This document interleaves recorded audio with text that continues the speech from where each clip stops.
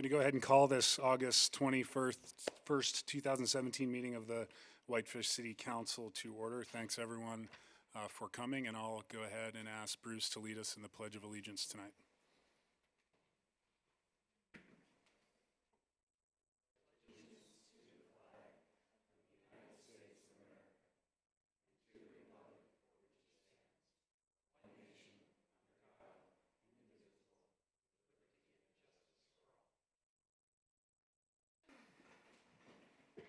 Thanks very much, Bruce. We do have one agenda change, and I'm going to go ahead and move item 10A, which is a letter from the Whitefish School District requesting a waiver or reducing the permitting and impact fees for the Center for Sustainability and Entrepreneurship. I'm going to go ahead and move that in back of our consent agenda, so that'll come after item 6C and prior to our public hearings this evening. With that, we'll go ahead with a proclamation that this entire City Council, including myself, supports, and it's a City of Whitefish proclamation in support of and solidarity with the City of Charlottesville, Virginia, and we're going to go ahead and send a signed letter and copy of this proclamation to Mayor Signer in Charlottesville tomorrow morning, and I'll go ahead and read this proclamation. Whereas the events in Charlottesville, Virginia remind us that the cancer of hate, racism, anti-Semitism, bigotry, and intolerance are a blight upon our society, and whereas silence and inaction in the face of such affronts is an unacceptable response, and whereas such affronts further denigrates the service of our World War II veterans who made the ultimate sacrifice to rid the world of the scourge of Nazism and fascism, and whereas recognizing that the burden of ridding society of hate, racism, anti-Semitism, bigotry, and intolerance is one we all must share. Therefore, the City Council of the City of Whitefish, Montana, and the community of Whitefish proclaim their support for and solidarity with the community and citizens of Charlottesville, Virginia, and joins other like-minded municipalities across America to denounce white supremacy, hate, Nazism, bigotry, anti-Semitism, and intolerance as being anathema to a free and virtuous society. And this entire council, including myself, will sign this proclamation tonight and send it on to the good Mayor Signer and the Charlottesville City Council tomorrow morning. Thank you very much for listening.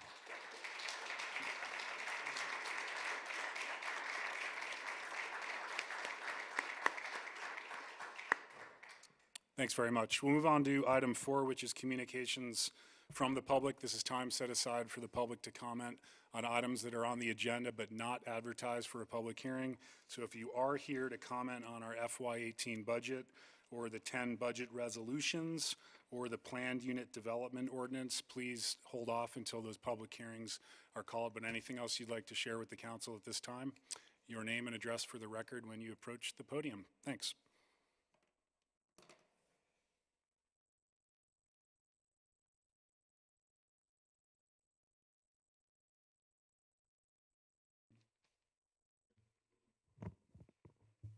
Good evening, ladies and gentlemen of the council.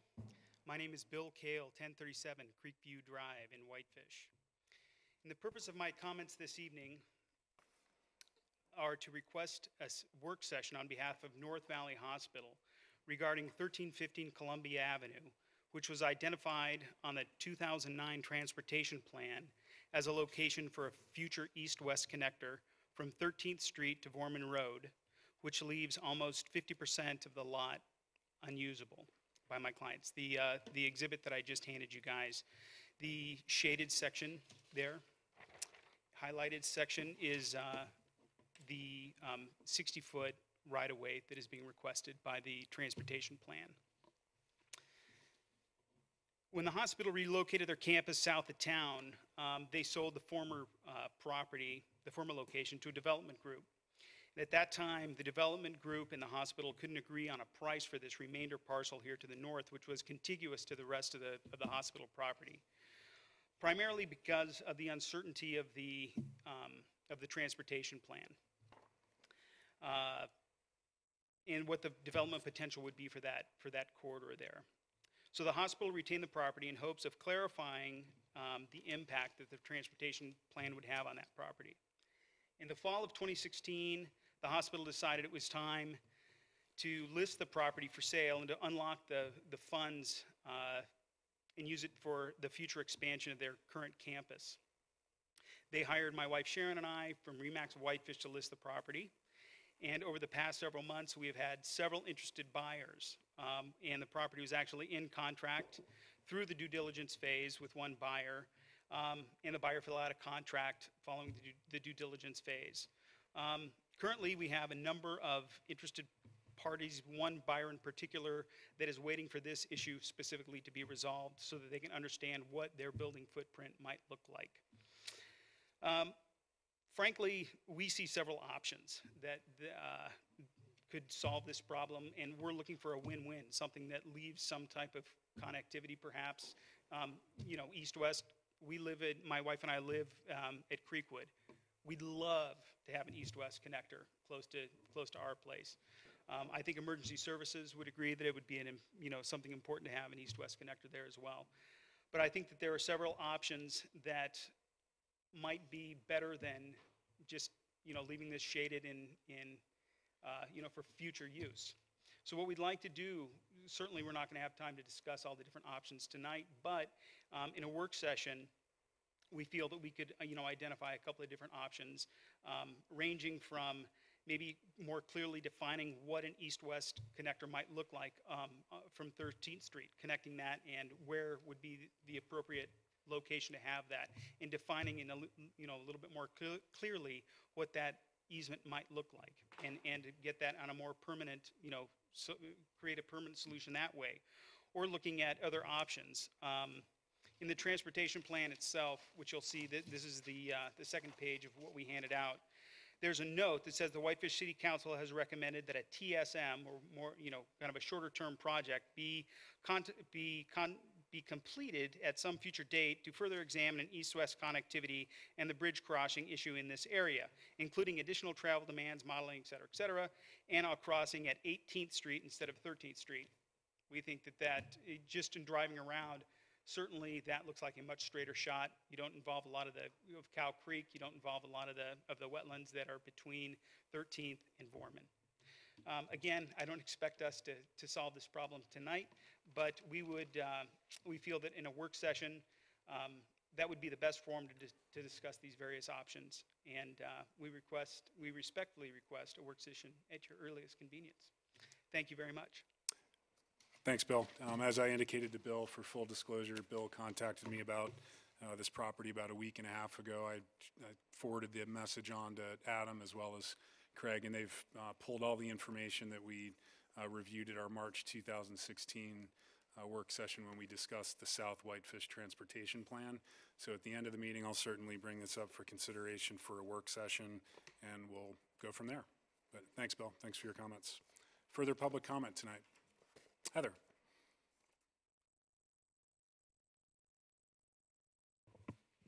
Good evening, Mr. Mayor and City Councilors.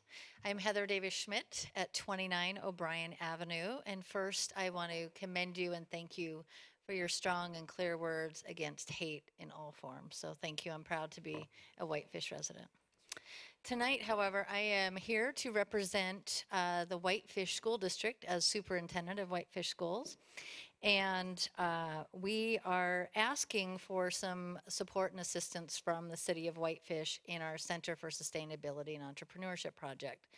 You guys have been great partners with us in sustainability over the last several years, but most recently, you have been working with us through the Climate Action Plan, through a shared volunteer as an Energy Corps volunteer, as well as our Green Ribbon Schools project. We know that the Center for Sustainability and Entrepreneurship is going to serve not only as a great resource for our students K-12, but for the community as a whole. And we know that this will be a wonderful community asset, not only educating about sustainability, but helping us actually learn how to apply sustainability practices in our lives. So with that, the school board is requesting some consideration from the City of Whitefish to invest in this great program for the community through a reduction or waiver of fees. We have already paid our building fees and impact fees but we're wondering if the city would consider a rebate of those fees or a partial rebate of those fees for this project. Any fees that are returned to us would be put back into the project in the form of landscaping through our production garden or our food forest and all the designs that you have already seen in previous conversations. So we very much appreciate your consideration of our request and know that you have many things to consider and appreciate anything that you can do on behalf of the Center for Sustainability and Entrepreneurship. Thank you. Thanks, Heather. We'll hear that item here in just a few minutes. Thanks for your comments. Who's next?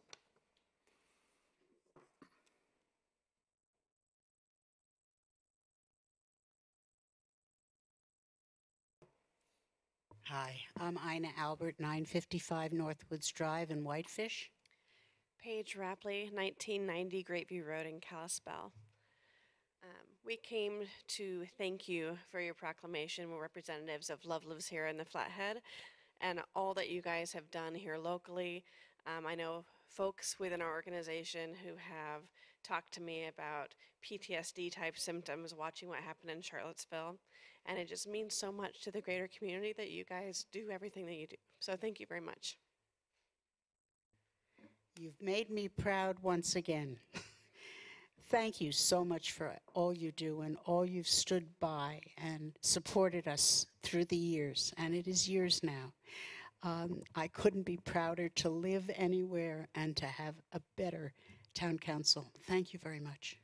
Thanks, Anna. Those are very nice comments. Thanks, Paige. Thanks for taking your time to visit with us tonight. Further public comment tonight?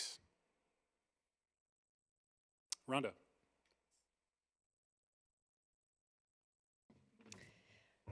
Rhonda Fitzgerald, 412 Lupfer Ave. Good evening, councilors and mayor. I want to second the comment. You know, I'm very proud of Whitefish. I'm so glad that we chose Whitefish as our town to live in and raise our family, and that our family is still here. And your actions for the last year have really made me feel very proud of the place I live. And it's, you know, easy not to take a stand, but thank you very much. It's very important and very heartwarming. My comment tonight in public comment is about an agenda item later on. You're going to look at leasing the part of the retail space in the parking structure, and I just wanted to make a comment about that. The business district master plan is in place to create a strategy for strengthening our business core. And one piece of that has always been creating a pedestrian environment and a continuous retail face.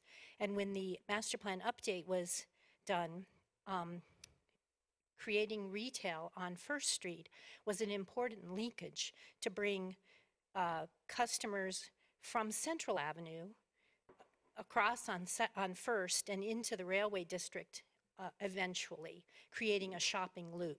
And so having that retail space on the parking structure was a catalyst to create that kind of environment.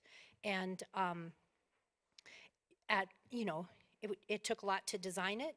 It's turned out beautifully, and I think it will be very effective in the future. So I hope that you will be very careful in your consideration of tenants for that space.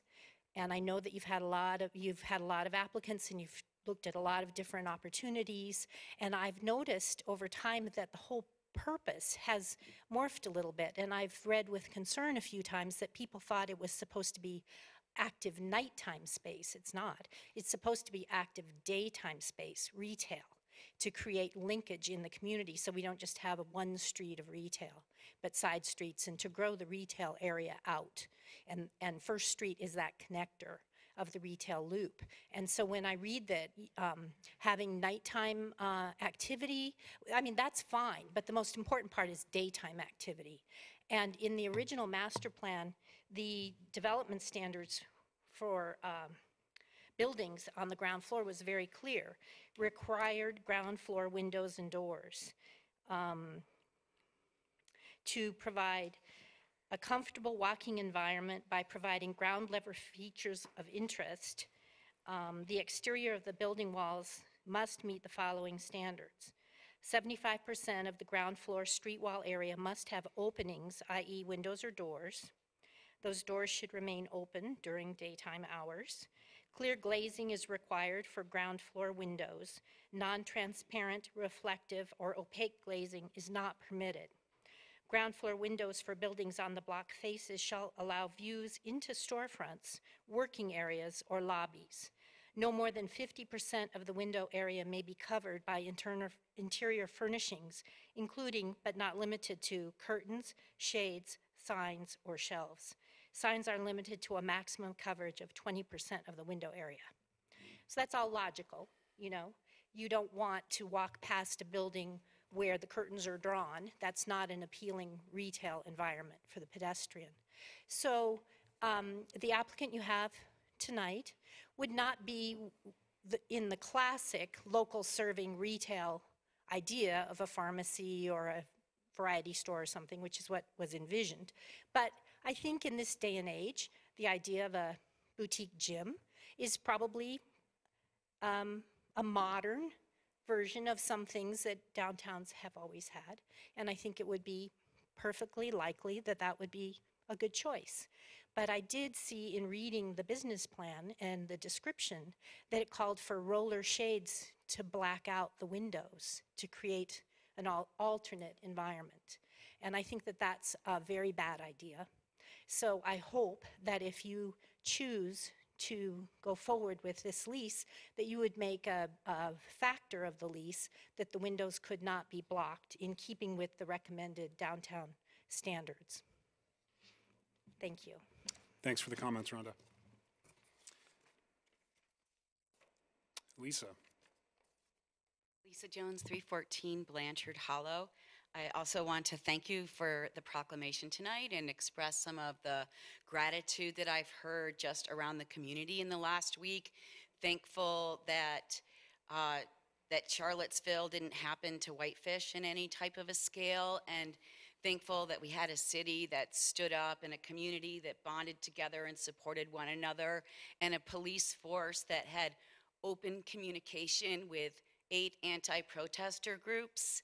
And so I just really want to express to you what that meant to our community, because I'm hearing it this week. And my voice is shaking because I get a little PTSD too. And I thank you. Thanks, Lisa. Further public comment tonight? Going once, twice. We'll stay with the audience. Any volunteer board reports from the audience? Rebecca. Rebecca Norton, 530 Scott Avenue. I'm here just to invite the public and the council and all the staff to the, I don't know where where do we, like if I wanted to show this to the public, would this be a good place? Go ahead and hand it to Michelle when we're done here, and she'll find a place for it downstairs. Oh, no, I mean for the people watching on TV. Jake, can you zoom into that flyer? Where is he? Jake's in the back room. Oh, okay. He's our, All right. our wizard there you behind go, the Jake. scenes. Anyways, we've been working on the Wisconsin Avenue corridor for a while, and we're going to have an open house on Wednesday, which is 2 days from now, right here from 5 to 7. There's just a few kind of controversial areas. The area where the turnoff to Big Mountain is become a little bit contentious, so we're hoping that people come and give input. We're excited about what we've done to date. So I just wanted to tell people that this is our last open house before we finalize the draft plan. So whatever the public would like to add to it or to ask questions, we're happy to have you come. Wednesday, 5 to 7. Thank you. Thanks, Rebecca. Further public comment tonight? Volunteer board reports, actually. Not seeing any volunteer board reports from the council. Katie.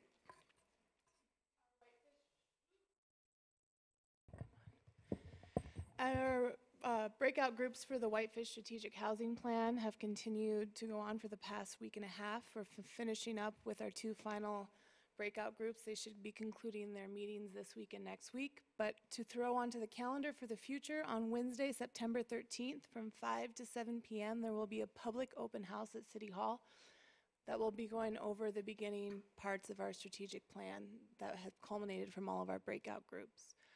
And then furthermore, at the 911 Flathead Valley Emergency Service Communications Center, we made a task force for funding, of which myself and Chief Dial and Dana will be part of, and we will all get together within the municipalities to start searching for alternative funding sources for that communication center. Great, thanks very much, Katie. Further volunteer board reports from the council? Not seeing any, we'll move on to our consent agenda. Any changes or additions to the August 7th, 2017 minutes, or can I have a motion for approval? Andy? I would move that we approve the consent agenda as presented. Second. Seconded by Councilor Sweeney. Any further discussion on the motion? All those in favor, please raise your hand. Those opposed, like sign. And that carries unanimously. Michelle, as I stated earlier, I'm going to go ahead and we're going to address item 10A, which again is a letter from the Whitefish School District requesting waiver or reduction in permitting and impact fees for the Center for Sustainability and Entrepreneurship. And I will just remind the council that Heather's here if you should have any questions for the school board. Who would like to begin? For the audience, just an FYI, the total request, either in whole or in part, is about $29,276, which comprises both the building permit as well as the city's impact fees. And again, the school board is requesting either a waiver or a reduction in those fees. I guess I'll go ahead and try to start here. I don't believe that we did this for the high school, did we? Is that? No, we did not. It is on. Seeing that we haven't done this for the high school and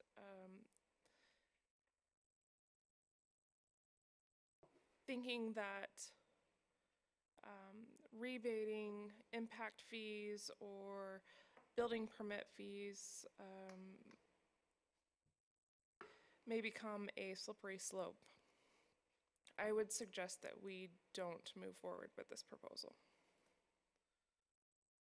Is that a motion or is there further comment?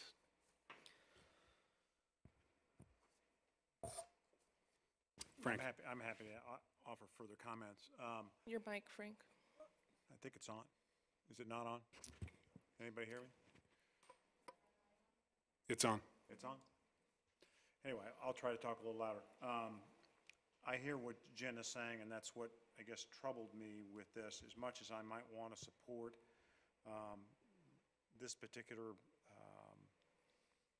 opportunity, I don't think, given our history and given what we've been asked to do and what we refuse to do with rebating and waiving building and impact fees, I don't think we can make that exception here as much as I might otherwise want to support it in some form or fashion. I would offer an opportunity, for my part anyway, for a discussion with the school board or with you, Heather, on how we might otherwise support it or might be appropriate for us to support it, but I don't think this is the answer. I mean, the city of Whitefish and its citizens, as you know, do an awful lot to support the high school over and above paying their school taxes. And so I think we have to take that into consideration as well as we look at this kind of an opportunity. But I wouldn't foreclose it. I think it's a great thing that you're doing, and I think it's a wonderful program. I, for one, can't support it in this way. So thank you. Further discussion from the council or motion? Frank? I would move that we, for this purposes and for this request, deny the request, and that's my motion on this, and then I would offer, as I said, an opportunity for us to have a discussion with the school board and with Heather to talk about how, if there's another way, we might be able to justify supporting this program. Okay. Is there a second to that motion? I'll second. Seconded by Councilor Fury. Further discussion on the motion? Andy? I guess I'll just speak to it briefly too, and I think that while I'll echo a lot of what Frank just said, and it's a great project and we do support it, we have never waived fees for anyone. We paid fees for the city hall, as a matter of fact. We were the largest payer of fees that particular year, and I think that I'm pretty comfortable that as a city, we support the school above and beyond what probably any city does in the entire state. If I look at the amount of money we rebated back out of the tax increment district during its life, if I look at the amount of money that we gave the high school remodel project out of the tax increment district, all of which we did because we really support the high school, and I look at that, I have to say to myself that the $29,000 is, while it's a number, I understand that, it's a very difficult one for us because we've just never done it before, and I think it would set a dangerous precedent for us to start moving that way. And while I do apologize, I think that we're making the right choice here. Further discussion on the motion?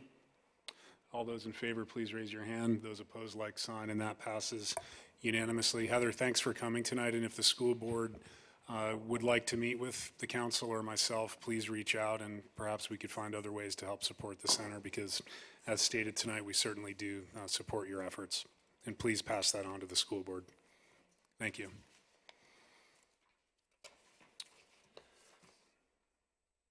We will move on to our public hearings, and tonight we have Resolution 17-29, which is a resolution amending the 2017 fiscal year annual budget to increase appropriations in 2 funds of the city, and I will turn this over for Dana for our staff report. Good evening, Council and Mayor.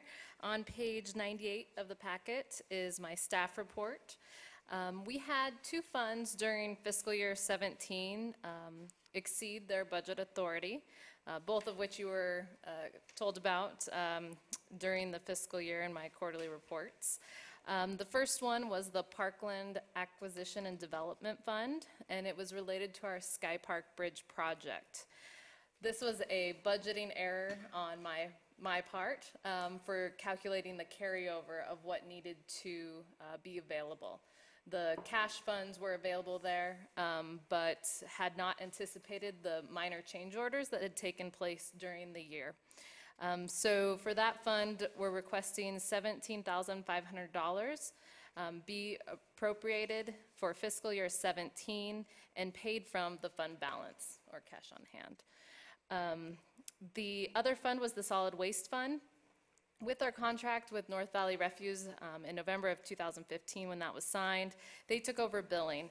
And so this fund has just been maintaining the cash balance, and we've used it for the recycling site and some other related costs.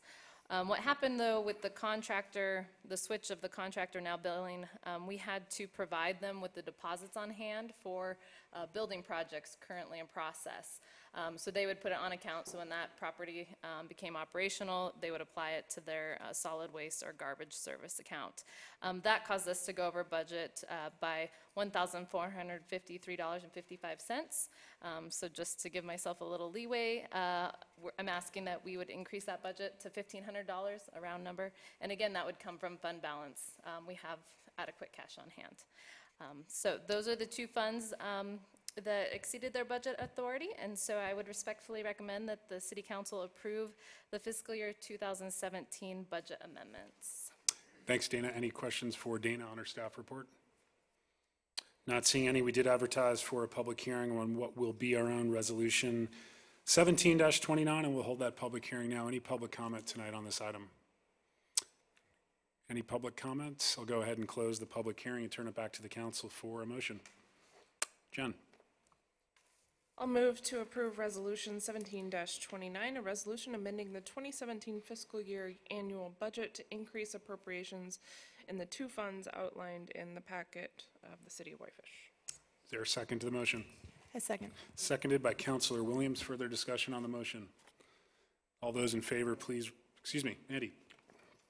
Well, I'm glad you took responsibility for that, Dana, but I do want to say for the public's edification of the $27 million in budgeted funds last year for fiscal 17, I think being off by $19,000 is not too bad. So I don't think you need to beat yourself up too badly over that. All those in favor of the motion, please raise your hand. Those opposed, like sign, and that motion carries unanimously. We'll move on to our fiscal year 2018 budget, tax levy, and assessments. We have 10 resolutions following the resolution adopting the municipal budget for the city of Whitefish for FY18. And I'm going to go ahead and hold one public hearing for the budget as well as the resolutions that follow. And I'll go ahead and allow Dana to walk you through the significant budget changes that have been made since the last time we reviewed the budget, and then a brief overview of the resolutions that follow. Dana. Great. Thank you. After 3 different work sessions, staff has finally provided the final draft of the fiscal year 18 budget for your consideration. On page 107 and 108 of your packet, there is the changes since preliminary budget spreadsheet that describes all the changes that have been made. There are 3 that occurred after our last budget work session that was on August 7th. Just to touch on those, one of the directions that came out of the budget work session was to reduce the general property tax levy by 2 mills due to an Excel error that wasn't linking the additional resort tax relief properly. So we've reduced those 2 mills, which was a reduction of $49,610. We also had to increase the Central Avenue budget based on the last council meeting slightly due to the curbing around the median and the potential for streetlights that was added. So while the thought was that we had enough funds in there with those, we actually didn't, but both funds that were really affected, TIF and water, have adequate funds available for that. And then also we were provided a donation for the snow bus pullout. A very generous donation, and so I wanted to budget the potential for expenditures, basically using those funds for the snow bus pullout on Wisconsin Avenue. So those are the only changes since August 7th. So our FY18 budget is balanced with a property tax mill increase of 1.19 mills and a 12.82% increase in our taxable value, which is due to the state's reappraisal. It happens on a every other year basis, so every 2 years they go through the reappraisal cycle. Total gross mills levied by the city before resort tax actually have decreased by 5.15 mills. But due to the resort tax relief generated in fiscal year 17 being lower and 6.3 mills less than the prior year, we are resulting in a 1.19 mill increase.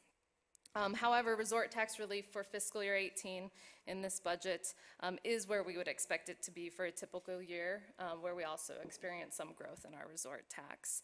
The total resort tax relief that was provided for fiscal year 18 is $1.17 million. Some important changes and issues in this budget. Proposed spending is down $10.3 million, or 20.21% compared to last year's budget. This is mostly due to the completion of the City Hall and parking structure project. We are projecting fiscal year 18 year-end cash balances to increase over just this recent year's and fiscal year 17's cash reserves to increase up to 15.24%. So we've been working toward a goal of increasing our cash reserves so that we can have those funds available for the next recession. It's critical to have these funds also on hand for emergency situations that may arise. Adam, our city manager, and myself both recommend reserves in the 20 to 25% range, and that is typical of other municipalities in our area and county. And it also represents a sound financial practice. Capital improvements are also vital to providing excellent services to our community. On April 3rd, 2017, the City Council approved the capital improvement plan. And to better fund that program, we have increased some assessments in the FY18 budget, which would include the Parks and Greenway assessment, street maintenance assessment, and both street lighting assessments, which is commercial and residential. The stormwater assessment will remain the same as the prior year, but all of those increases are to fund capital projects and capital equipment that is needed. And we're working toward not deferring those projects to future years. Based on CPI this last year, employees will have received a 4.5% pay increase, including one union. Insurance premiums, though, also went up for both the city and employees. 3.9% was the city's share of the increase. We do have staff changes in this budget, as we've gone over in prior meetings. Probably the most important one is hiring a full-time long-range planner to assist in the planning goals that the council established. The list of goals has been added to the budget and is on page 115 of the council packet. And this position would be split between TIF and general fund, and is expected to save the city about $150,000 over the course of the projects. There are other changes in staffing that are in Adam's report, very minor impacts to the city budget, and really no additional positions are being added. We are increasing our parking enforcement from half-time to full-time due to the new parking structure, but there isn't the offsetting revenue of likely parking tickets that will result from that. Overall, this budget is addressing 3 financial areas that Adam has discussed with you in prior meetings and has listed in his manager's budget message. And I would also like to see improvement in these areas as well. And that includes improving our cash reserves or fund balance, better funding of capital projects, focusing on less debt so that we save on debt servicing costs, and minimizing project or capital equipment deferrals to future years. And we're also looking to cover our unfunded liabilities, mostly related to our employee payoffs when retiring or leaving the city. And so to address that, we have budgeted for known retirements that will be coming up this fiscal year. So each of the resolutions that you have in the packet, there is a nice long list of them. The first resolution, Resolution 1730, would be approving and accepting the budget. The Resolution 17, which would be 31, would be setting the property tax levy and sorry, let me there. Yes. And then we have the property tax levy, and then they go through each one. The next one would be your street maintenance district. And then lighting, we do one for each district. And it goes on to Greenland, our Parkway and Greenway, Parkland and Greenway maintenance assessment, our stormwater assessment, SID 166, SID 167. This will be the first year we levy SID 167. And then we have a noxious weeds resolution, and that's for properties where we've had to go and provide services, and we're levying that against their properties, as with the very last one, which is a utility service charges. Those are for properties that have not paid their water bills. We are able to put it on their property tax bill. So instead of reading through each of those, I think if you have questions, I would be happy to answer them. I would like to thank Adam and all the department directors and staff for helping me compile this year's budget. I couldn't have done it without them. And thank you to the City Council and Mayor for your review and consideration of the FY18 budget. Thanks, Dana. Any questions for Dana on the budget or the resolutions? No questions yet. But we will move on to our public hearing, which will be for resolutions 17-30 through 17-40. We'll hold that public hearing now. Any public testimony tonight on the FY18 budget and the associated resolutions? I know this is why you're all here tonight. Just kidding. Rebecca.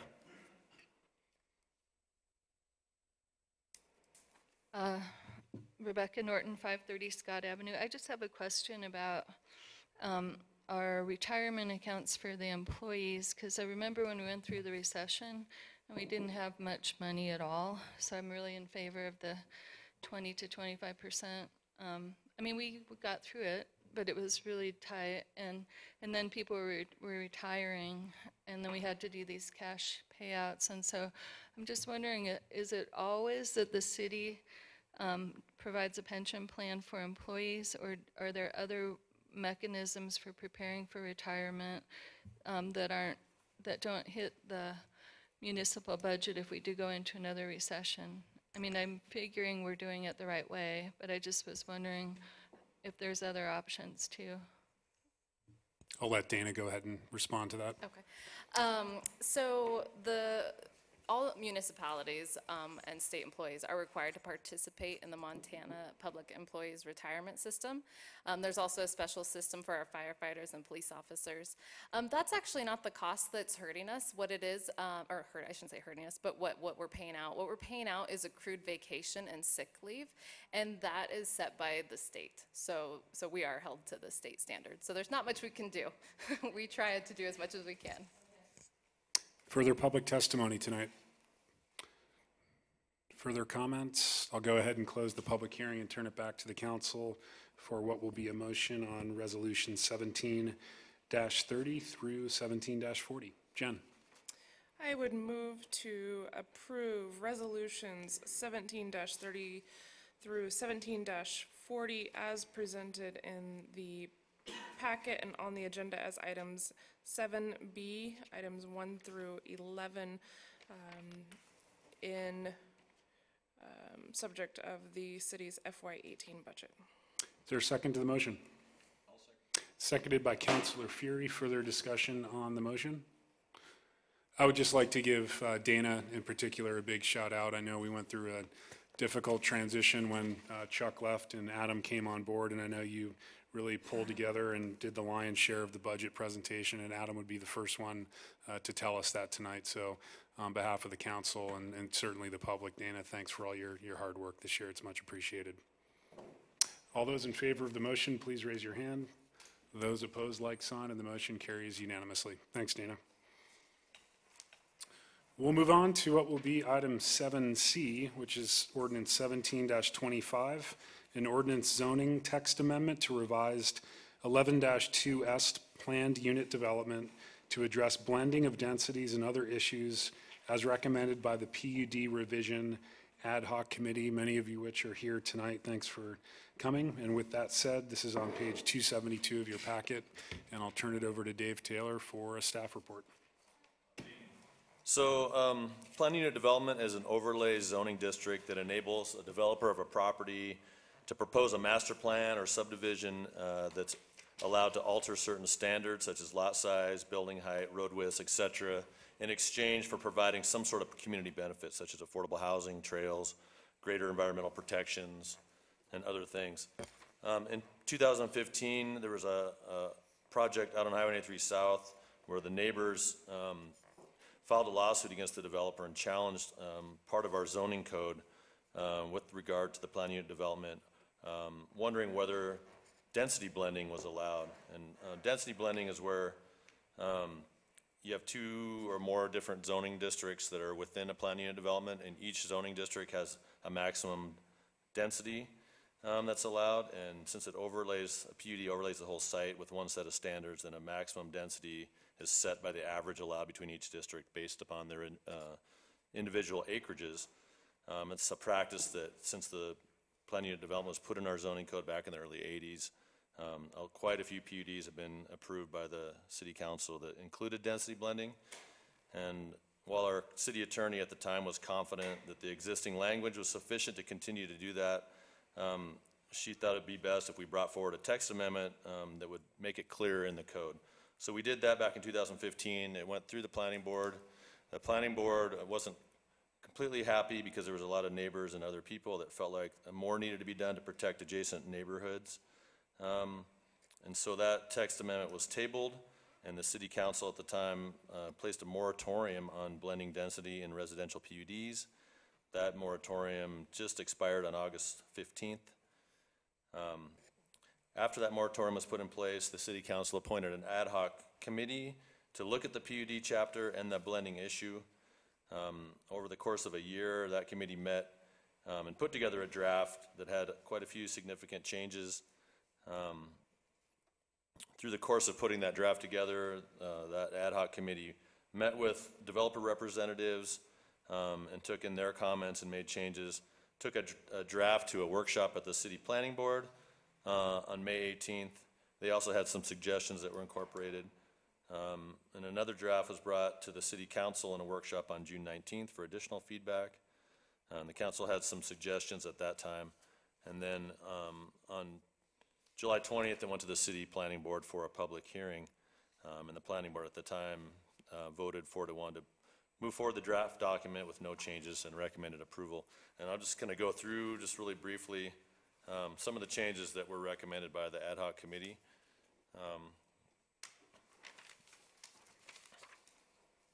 So in looking at that document, I think that they felt like the existing planning and development code, which we used pretty successfully over the years. I don't think there's been too many projects approved where we can look at and see major problems with. But there were a few things that the committee felt like could be improved. One of the aspects of it was the community benefit portion of it.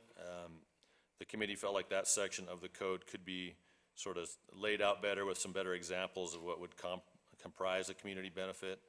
And there are some general things in the code that, rather than being benefits, were more objectives of a PUD. So that section was amended, and some additional language put in there that would protect neighborhoods, respecting density of scale of existing or adjacent neighborhoods, street continuity, that open space be planned expressly for persons that reside within a development. Some additional things, providing pedestrian access and traffic. Looking at our affordable housing as recommended by the Whitefish growth policy, our housing needs assessment, and our workforce housing strategies, and then providing some sort of clear community benefit. And all those things were sort of fleshed out a little bit. And then a new section was created later in the document that outlined what our community benefits would be and some examples. So that was kind of a minor change. One of the more significant changes was looking at the PUD types and permitted uses. In the current code, there are only two PUD types, residential and non-residential. And a residential PUD is based on the outcome. It doesn't necessarily matter what the underlying zoning is. Except for certain zones like industrial, probably wouldn't allow a residential PUD. With the steering committee in general liked how Kalispell separated out residential and commercial PUDs, in that residential PUDs were only allowed in certain zones that had a residential designation, and commercial PUDs likewise. However, certain commercial zones could have some residential uses as a PUD. And so the committee voted to add some amendments that would only allow residential PUDs in residential districts. And then one of the other changes they made is with all PUDs, because a lot of them are large developments, the code allows a certain percentage of a PUD. Right now it's 10%. To be some type of a commercial use that's specifically for the people residing in the development. The committee felt like 10% was too much. They reduced that to 5%. They also put a limit that you could only do those commercial uses if the project exceeded 10 acres or more. And they added some additional language in there that would sort of help protect adjacent neighborhoods, so that it was effectively integrated into and buffered from the adjacent residential uses and primarily served the needs of the adjacent neighborhood. And then another important aspect they added was, because we had a commercial PUD that had, or a residential PUD that had a commercial component, where the commercial component was built first and the residential component never came to be. So an additional qualifier is put in there that no commercial use may be approved for construction until the residential portion of the development has had final plat approval or has been issued a building permit, if not subdivided. So within the commercial planning and development, again, that was changed. So rather than non-residential, it was split into commercial, light industrial PUD, and then a mixed use PUD. And within the commercial planning and development, they were just be established in commercial districts, WB1, WB2, and resort business districts. The light industrial planning and development. Oh, one thing I'll say just about the commercial planning and development, there are certain zones like the B2 or the only way you can develop residential or multifamily is with the use of a plan unit development. And that area out in the B2, which is the Highway 93 South commercial strip, as some call it, has the most vacant land available to develop for residential multifamily uses. So historically, that is where those things have gone with a plan unit development. And so, because in the current code, you can do a residential plan unit development in any zone. That's how it was addressed. So within this code, you'd have to do a commercial PUD to do residential development in the B2. As I mentioned, light industrial, there's certain zones where that would be allowed, or B4, Whitefish Industrial, Business Service District, and the Industrial Transitional Zone. And then they added a mixed-use plan unit development, which is primarily intended for mixing compatible non-residential uses that are allowed in the underlying zone with residential units, typically on the second story. So you might see a commercial office building on the ground floor with condos or apartments on the upstairs in a mixed-use type of a development. And those types of developments can be established in any of the business zoning districts, resort business districts, industrial transitional district, as well as in the WR3 and R4 and the resort residential districts where they abut non-residential zoning or major arterials such as Highway 93 or Wisconsin. And on Highway 93 or Wisconsin, or even on Central Avenue, you can get a conditional use permit currently to do professional offices, and that's the type of thing that that mixed-use development sort of looks for. Further in the code, other than the types of PUDs under the standards of development, there was a term in there, term moderate income, that was removed to provide more flexibility in the affordable housing options. The committee also looked at the density bonus. Currently, you get an additional density if you provide affordable housing, 10% as part of your plan unit development. Some of the committee members felt like the density bonus was high, or the existing density was high enough that a density bonus wouldn't necessarily get anything. And so originally they had decided, rather than what looks to be sort of an arbitrary bonus, it's much higher in the lower density residential zones than it is in the higher density residential zones as far as the percentage wise. They set it at a standard 25% bonus. But after hearing back from the development community, they just amended the higher density residential zones to a 25% bonus and left the other ones the way they had been in the existing code. The affordable housing component of the code, of the PUD, was moved to a separate section further down. And there's some language that we had added in when this came back to the council the last time, which basically establishes the formula for density blending, which is the main thing the committee was looking at. Just gives a formula, as I described, where it's based on the average of the allowed zoning. Dave, if I may interrupt, do you just mind referencing the section or the packet number that you're on? Yeah, sure. so Right we now can I'm on follow? page, that starts on, let's see. You're on about Page 272. And then right before that is the copy of the code section that was forwarded to you by the planning board.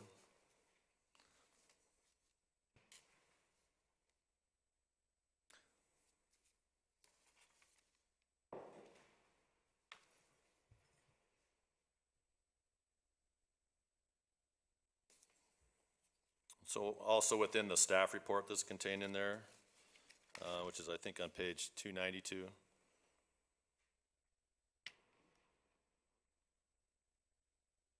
What's that? Oh, the cable. I'm not on that section here. I know it's a little hard to follow when you're talking about text, so pardon. If you just reference the red line version that went to the planning board, the packet number, that would be fine, sure. please. Just the one I have printed doesn't have the same page numbers on there, so I have to look on my computer here. It just takes a little bit longer. I think you were describing the maximum average density that's on page 280 of the packet. If that helps.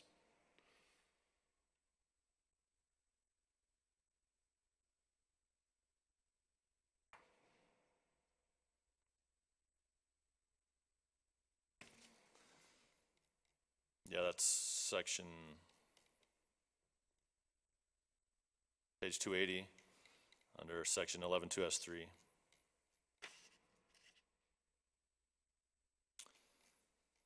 So that's the part that gets us past any legal hurdles. There's one other little section that also discusses that, that's a little further down. The committee looked at open space. Currently, on any development, 30% of it needs to remain as open space, unless the project proposes only permitted uses and which complies with the minimum lot sizes of the underlying zone. The committee looked at that, and they wanted to add some qualifiers to what the open space would be.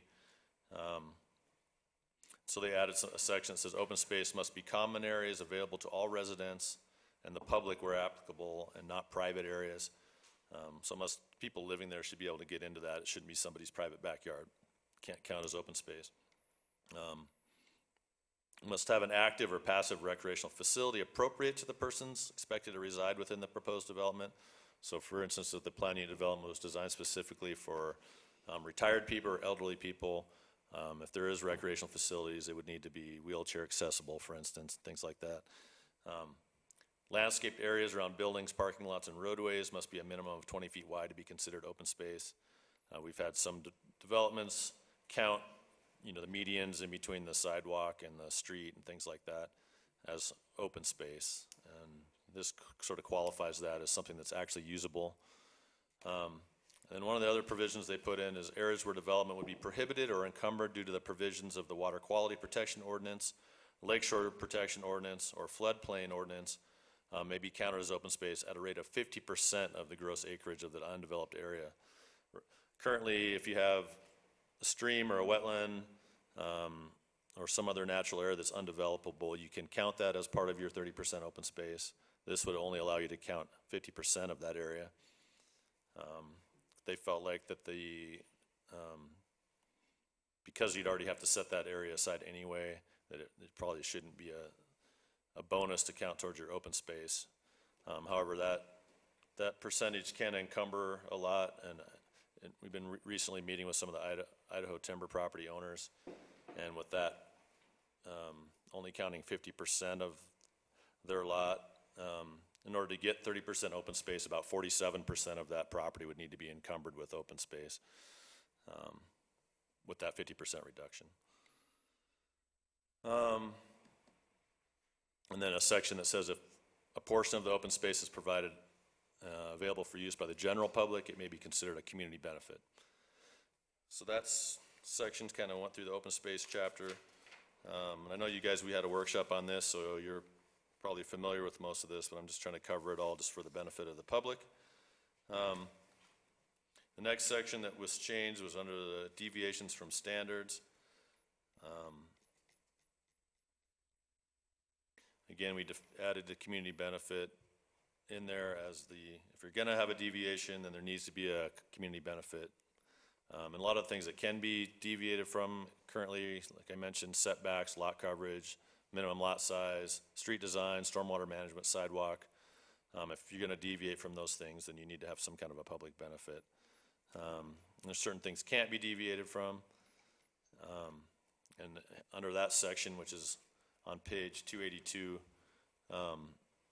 we added a section where it talks about density standards can't be deviated from except for where a PUD overlay includes more than one underlying zoning district and maximum average density cannot be exceeded, and we define that up above as we read earlier.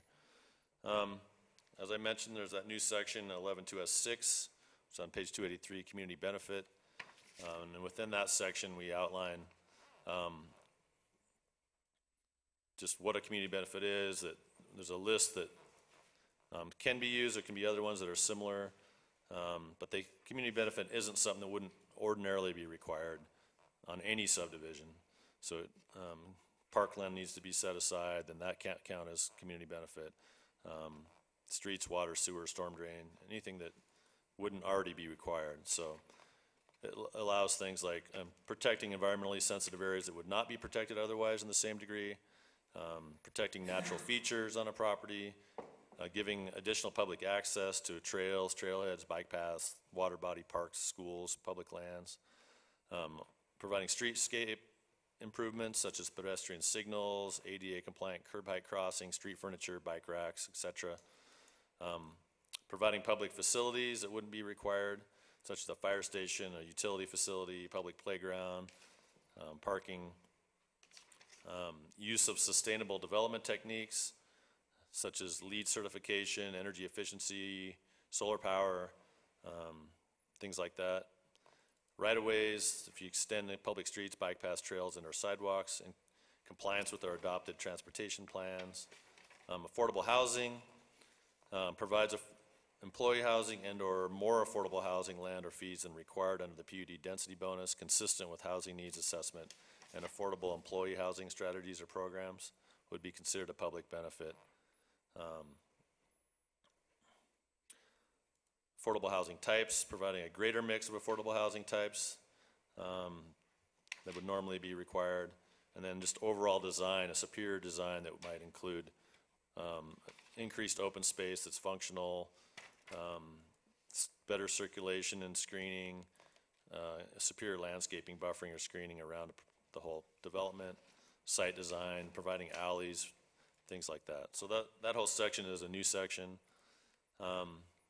The next section is the affordable housing section. So that was moved from another place and set in this new section, page 284. And some additional language was put in that section. Portion of that section. So the housing mitigation agreement was sort of introduced to this. Long-term affordability, housing types consistent with the rest of the development, providing more clarity of options. Has some language on providing them off-site where it's more advantageous, i.e. closer to services or jobs. Providing land in lieu of affordable housing. For instance, the developer wanted to work with Habitat for Humanity and they were going to build the houses, but they would just basically deed them the lots as part of their affordable housing requirement. Or some kind of a cash in lieu that would go to the housing authority. And then language was added that ensured affordable units were not the last thing built, but done in early phases of the development. I think that was an important consideration. We usually add a condition to that effect. And some of the stuff was amended after we consulted with Melanie Reese, who's the affordable housing consultant that's working with the city right now on our affordable housing action plan. And the last section that we amended was the application procedure. We added language in there about a pre-application meeting with staff. And then the ad hoc committee added some language that the applicant provide a written report on the results of any citizen participation effort that was done on their part. We often encourage developers to get in contact with the neighborhoods, listen to their concerns, and then try to tailor their project to mitigate any concerns the neighbors might have.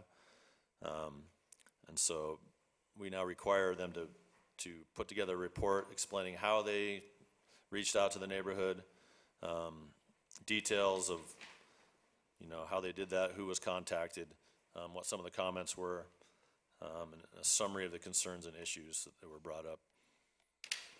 And then another aspect that was added into this was an ownership designation and management plan for open space and common areas that outlines who's responsible to maintain weeds and other maintenance. Quite often, if subdivisions go bad, the homeowners association is the owner, that goes away, no one maintains that. So this adds some language that the city can maintain it and then get compensation back from the property owners if they don't continue to maintain that in perpetuity. And there's some language that talks about the housing mitigation agreement. It's something that's done in negotiations with the city and then ultimately approved by the city council when the PUD is approved.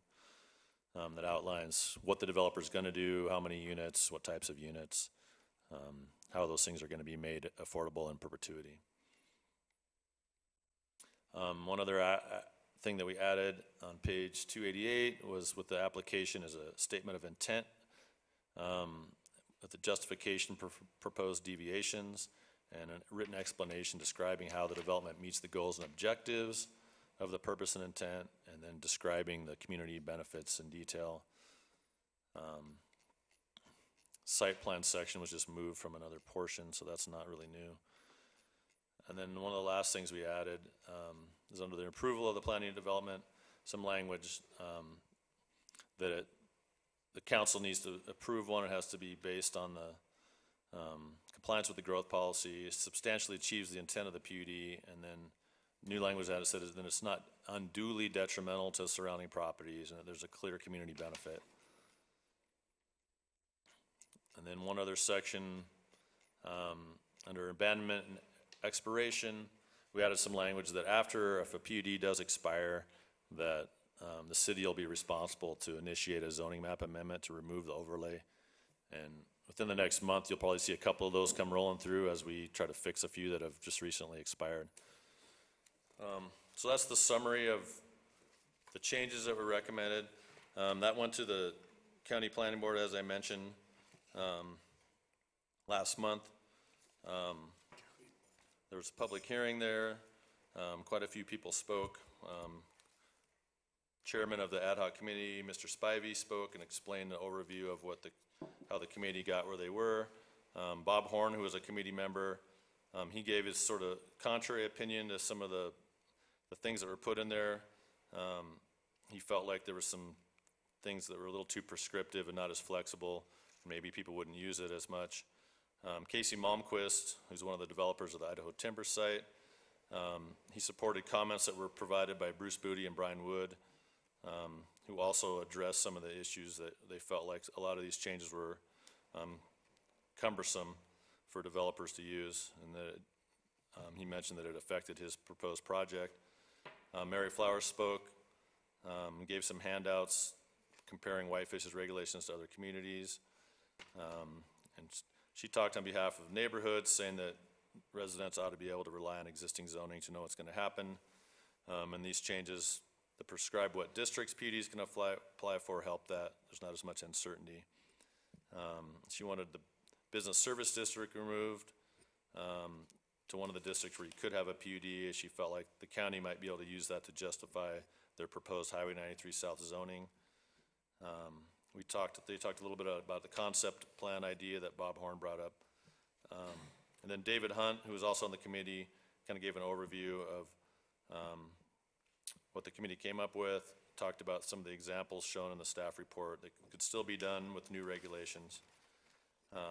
He thought that a lot of the existing densities were too high in existing neighborhoods. The planning board reviewed that, they held their public hearing, and they voted 4-1 to forward this to you with the recommendation for approval. After we put together our staff report, city manager met with Wendy and I and sat us aside and asked us, basically said that he had met with Mayor Mulfeld and that they had some concerns based on some input from the development community about the final draft, and he asked us to put together a red line version with any additional changes that we thought might improve it and make it a little more user-friendly. And so we put together an alternative draft with just a few changes in there. If you guys want to talk about that, I can go over some of those recommendations. If not, you guys can just take it under advisement. But I think it's important to go through those if you don't mind. Just Okay. reference the page as you walk through those. So for that us. would be on page 309 of your packet.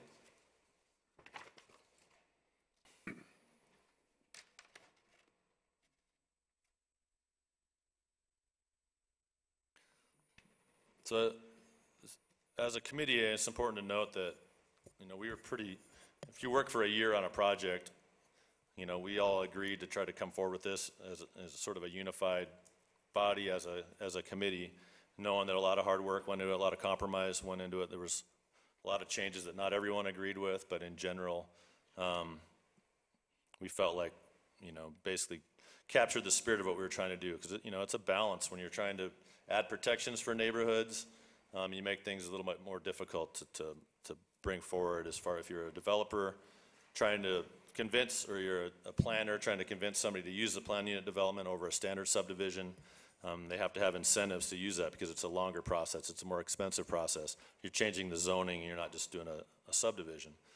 So I think the committee did a pretty good job trying to balance those things. But there were a couple sections that we felt sort of changed things in a way that made it more difficult for developers to move forward. And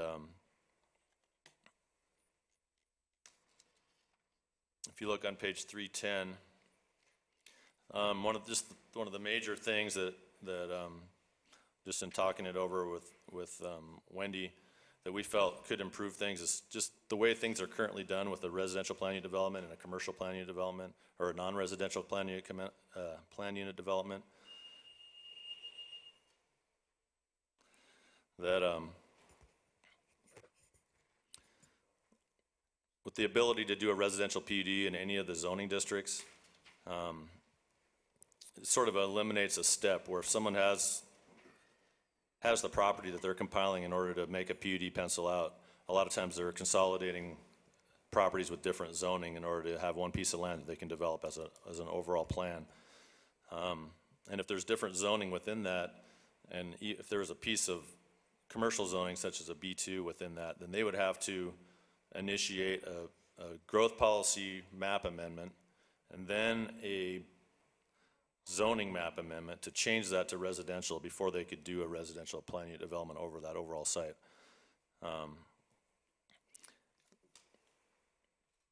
Currently, they wouldn't have to do that. They just would outline their PUD. The disadvantage, or one of the concerns with that the committee had, was that you could take a zone like the B2, which allows like 20 dwelling units to acre, that happens to be next to a low density zone that might only allow 4 units per acre, and suddenly that high density gets pushed over into areas that had historically been suburban type of residential. And that was one of the reasons this committee added this in here. But with the changes that we made to this overall document, we added a lot of language in here about buffering from adjacent residential zones and respecting the density of scale of adjacent neighborhoods.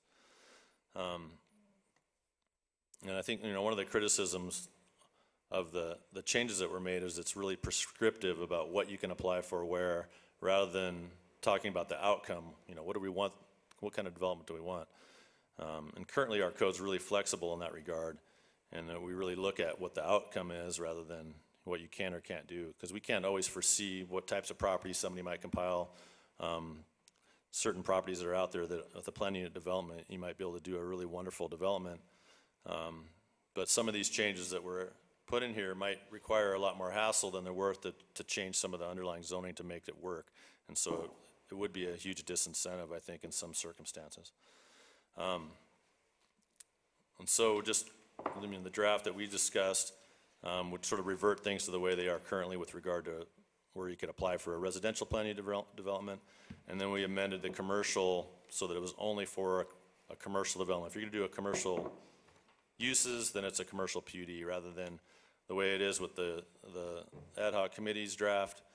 You can do a residential PUD, but it's called a commercial PUD just because the underlying zoning is residential. And we felt like that's confusing.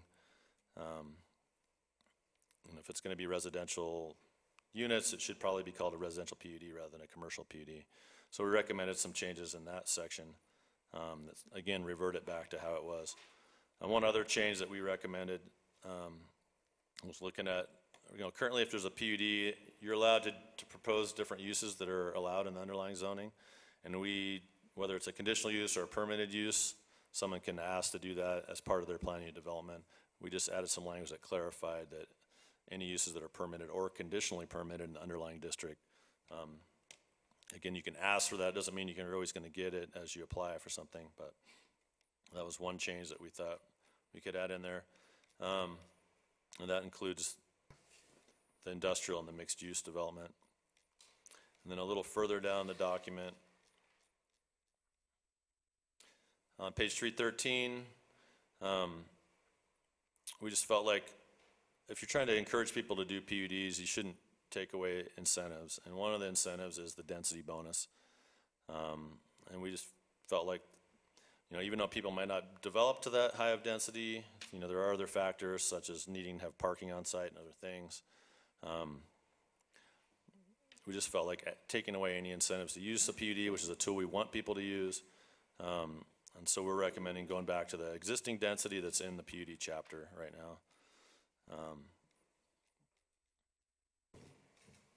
And then further down the document on page 314, under the open space requirement, again, this is after meeting with some potential development on the Idaho timber side and looking at how this new language would impact them.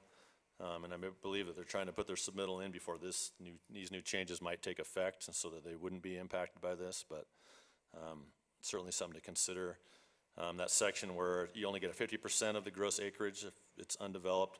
And I feel like that unfairly penalizes a property that is on the waterfront. I mean, there's a huge section of their property they're not going to be able to use anyway, and not being able to count that towards open space, I just think unfairly punishes them and requires them to take away even more of their property that they wouldn't use to be put in open space. And again, I mentioned that 47% of that Idaho timber site would be encumbered by open space if this gets adopted as it is.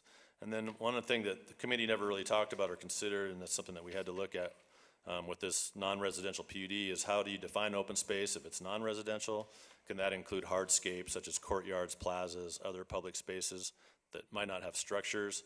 Our current code defines open space as undeveloped, so if you pave something, that's obviously developing it, so that wouldn't count as open space.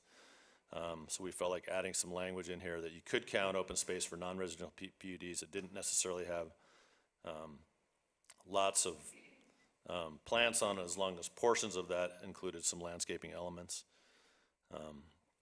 So that was a suggestion. And then further down in the document, Eric Mulcahy brought up a couple concerns in his letter that's included in your packet. And that's with regard to the affordable housing component.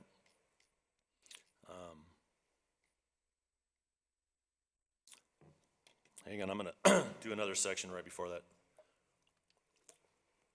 Sorry, I'm losing my voice a little bit. On page 317, this is something that Eric brought up under the community benefits on the current draft. It's not a community benefit to provide affordable housing as part of your project. It would only be a community benefit if you exceeded the 10% that you would get for your density bonus. And I kind of share that concern. I think affordable housing should be a community benefit, whether it's 10% or more than that. And so under number 8 of that community benefit section, I made a change so that if you're doing cash in lieu or providing affordable housing, then that can be considered a public or a community benefit and offset some of the deviations. And then a little further on, under options for providing affordable housing, page 319, I believe. Let's see. Actually, it's a little further.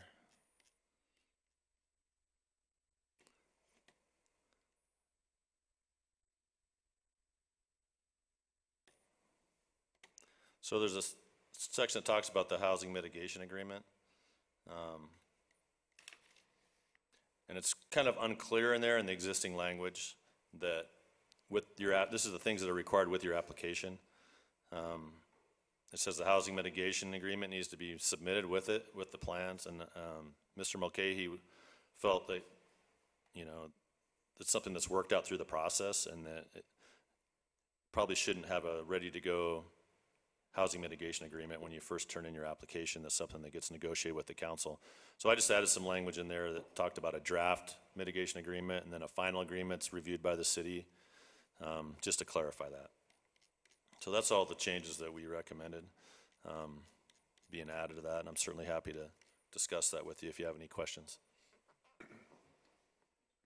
Thanks, Dave. Any questions for Dave on his staff report? A lot to digest, undoubtedly. Comments, questions for Dave? I'm sure some will surface as we go. Frank? Dave, how long have your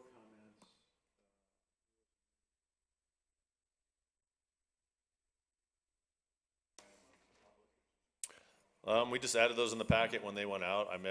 Adam met with us on August 7th, and so we put those together just right before the packet went out.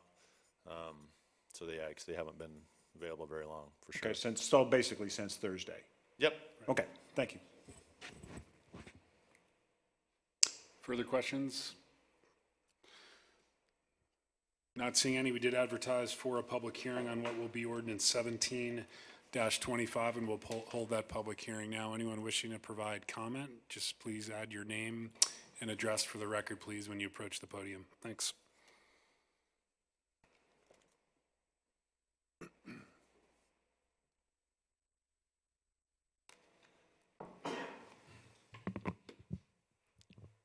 Good evening, Mayor and the council. And that's a lot of work you've done there, Dave. Thank you. I don't know what to say. This started a long time ago, and we were part of it the whole time. Just your name and address for the record, please. Name and address, please. Oh, pardon me. That's good. Gail Lene, 106 Murray Avenue. It was just 3 hours ago from the meeting that I found out that there would be a possible change to the PUD. Standards would be considered, and Susan Perlman also had contacted me and sent a letter, which I believe you have by email. Several others wished to be here and couldn't with the short notice that they had. I really urge you to table any decisions about this PUD until such time as the public has been given adequate notice about the possible changes and allowed input. They can provide input about the standards, and the council can then make sound, informed decisions about the matter based on the council's knowledge, staff research, and public input.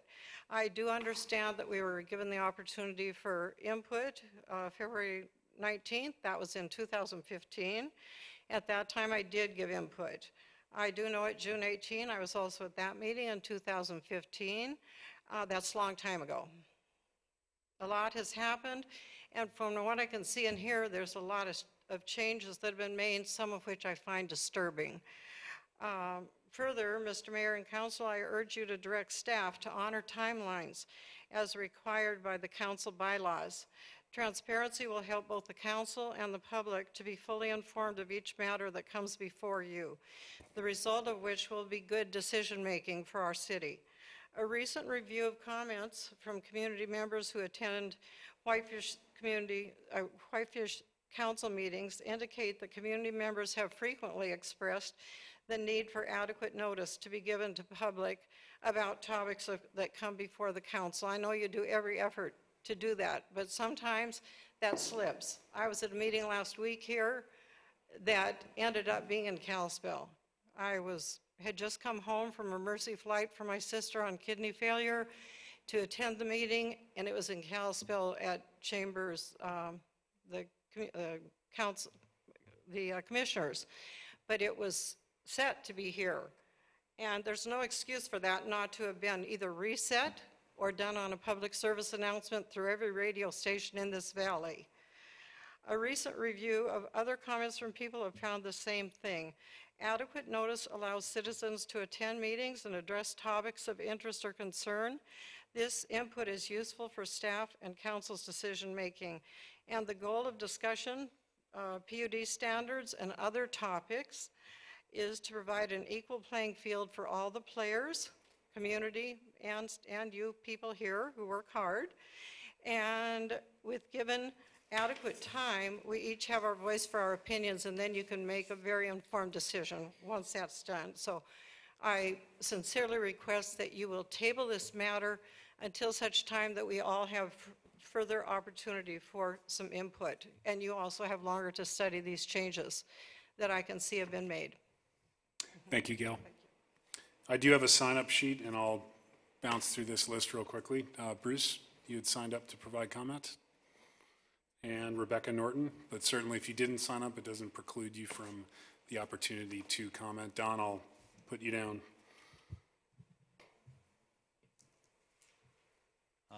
Good evening, Council. I'm Bruce Booty, 301 2nd Street, Whitefish. I'm a little underprepared this evening too, but I did get a chance to read through the suggested draft from staff, and I must say I was heartened to see that. I've always been a fan of the PUD. I think the PUD challenges the designers, it challenges the developers, and it challenges the community to bring forth a creative and a good project. And I think the changes that Dave and Wendy have started to do on this new draft promote that. And I haven't had a chance to study this in depth, but I would like to thank David and Wendy. I think they've taken a huge step here. Thank you. Thanks, Bruce. Appreciate the comments. Rebecca, then Don.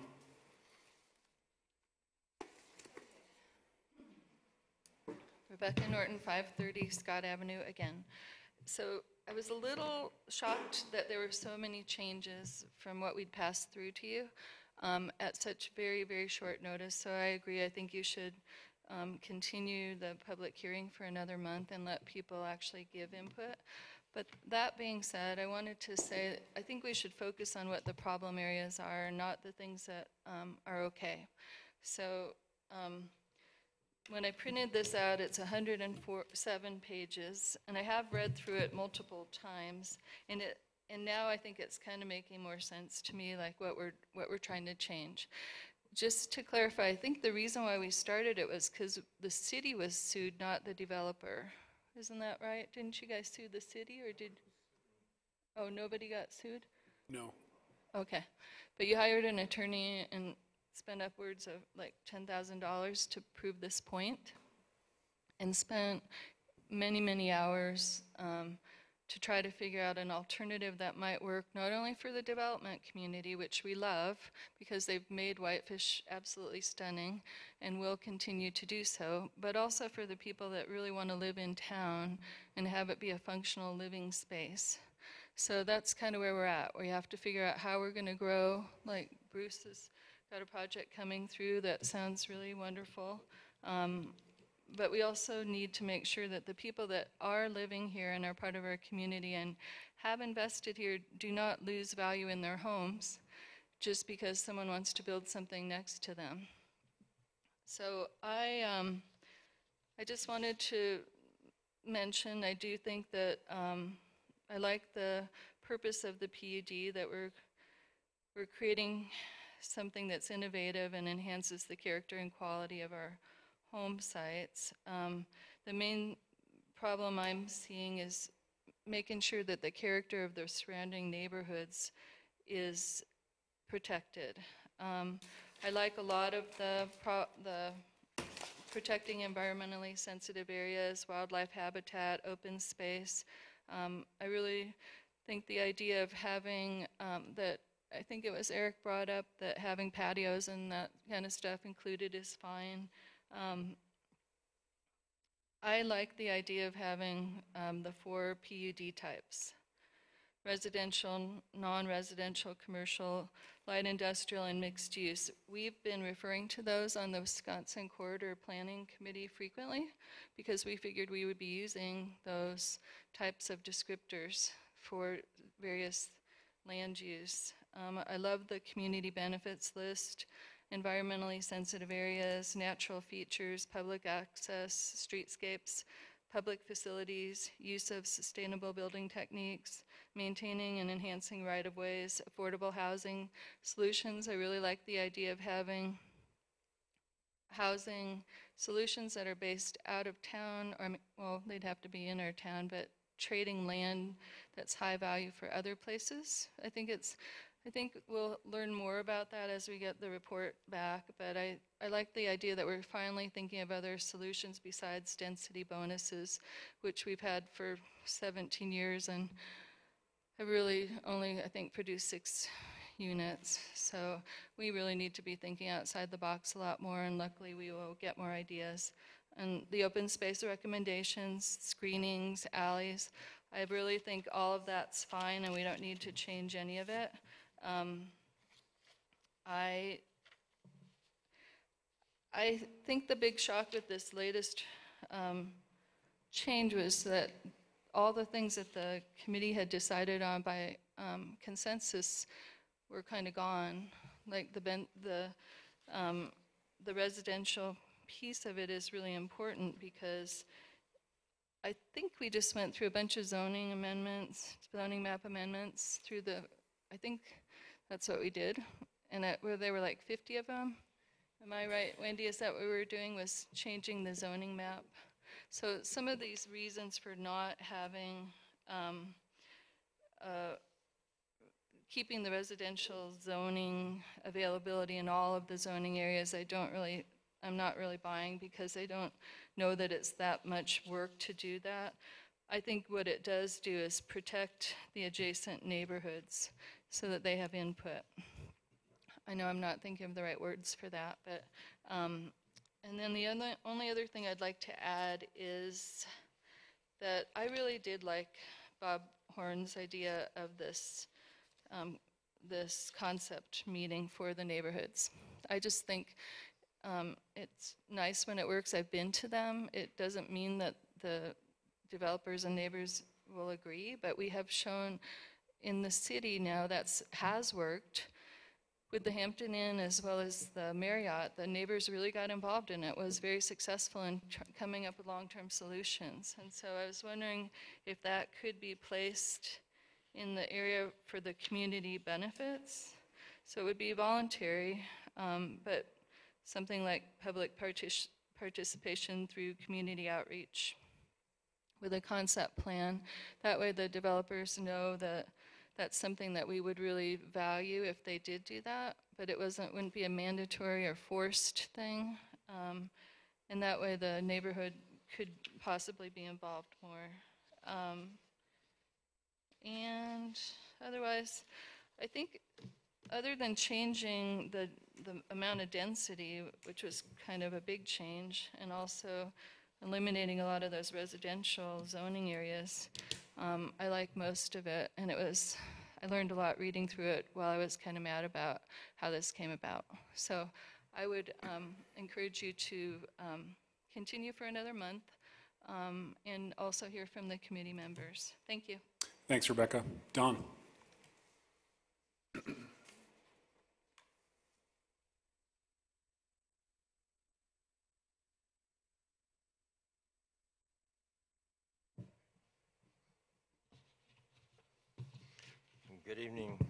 Good evening, council members and Mr. Mayor and staff. I'm going to have to make a confession up front, which I had intended to have at the end of the speech, but I would have to tell you that I couldn't hear and understand all of the things that were presented this evening, and I apologize to all of the people that did that because they all thought carefully about them. But with that background, my hearing is going south. I'm almost 87 years old, and I'm not ready to do too many more of these things. So anyway, I'm representing myself this evening, even though I was chairman of the Rewrite Committee. Our committee was responsible for one of the two versions being presented to you for consideration. The second was not reviewed by the committee. In fact, we didn't even know it existed until last Thursday. And so we haven't had any chance to really look at it or consider it in any sense as a committee. We as a committee were formed as a result of a concerted public response to the current regulations. Those concerns led eventually to a decision by council to initiate the Rewrite Committee and to put in a moratorium on need blending activity. That moratorium has now expired, as Dave said. I have that ordinance with me, and if anybody would like to have a refresher of what it actually says in the critical areas, I'd be glad to read it to you. So I'll leave that open to you. Do you want me to read it or not? I think we're all familiar with it. Good. Thanks, Don. That saves me that. I have to read that. Okay. The committee included 6 members, 4 public members and 2 city staff members. Initially, the committee decided very early on that no change could be made to the current regulation unless 4 or more of the committee members voted in favor of it. And so although we didn't agree on everything, what you have before you as our recommendation was a result of a consensus at that level. So either 4, 5, or even 6 members would have to agree to anything we put in there.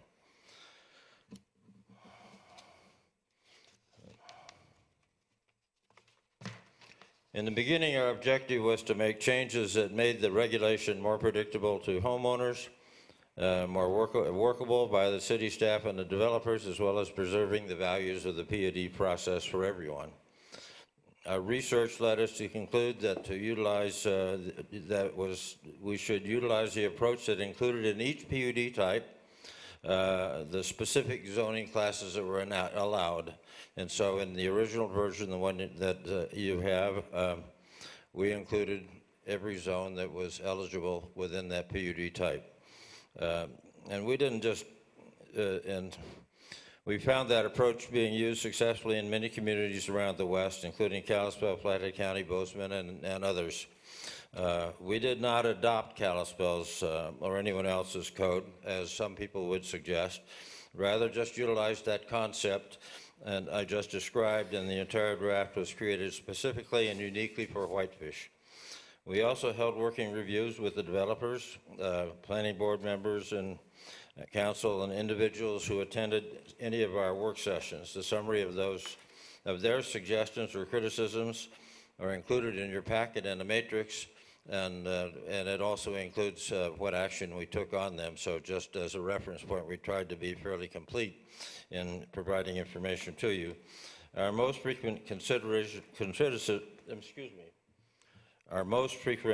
criticism has generally been that it is too complex and prescriptive and no one will use it.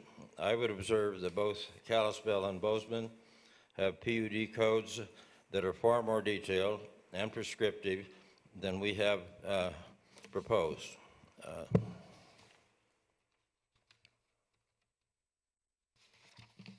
Both communities are utilizing PUDs extensively.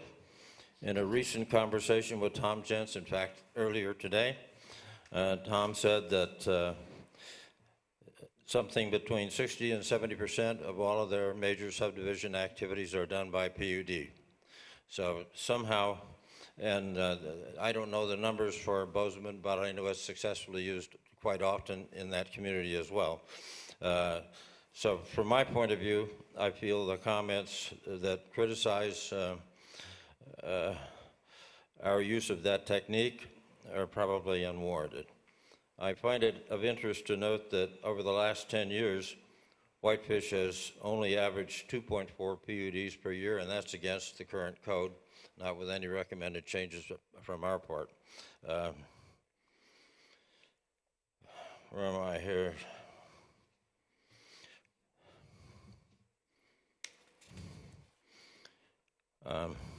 A PUD does not have to include affordable housing, and some of them don't.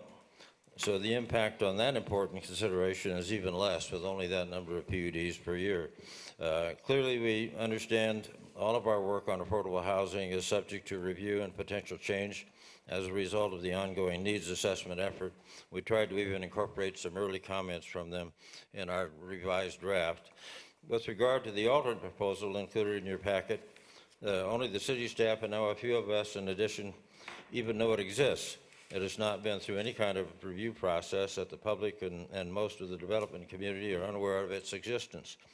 In a general sense, without reviewing in greater detail, what it does do is to take us back to where we started, negating endless hours of work by our rewrite committee.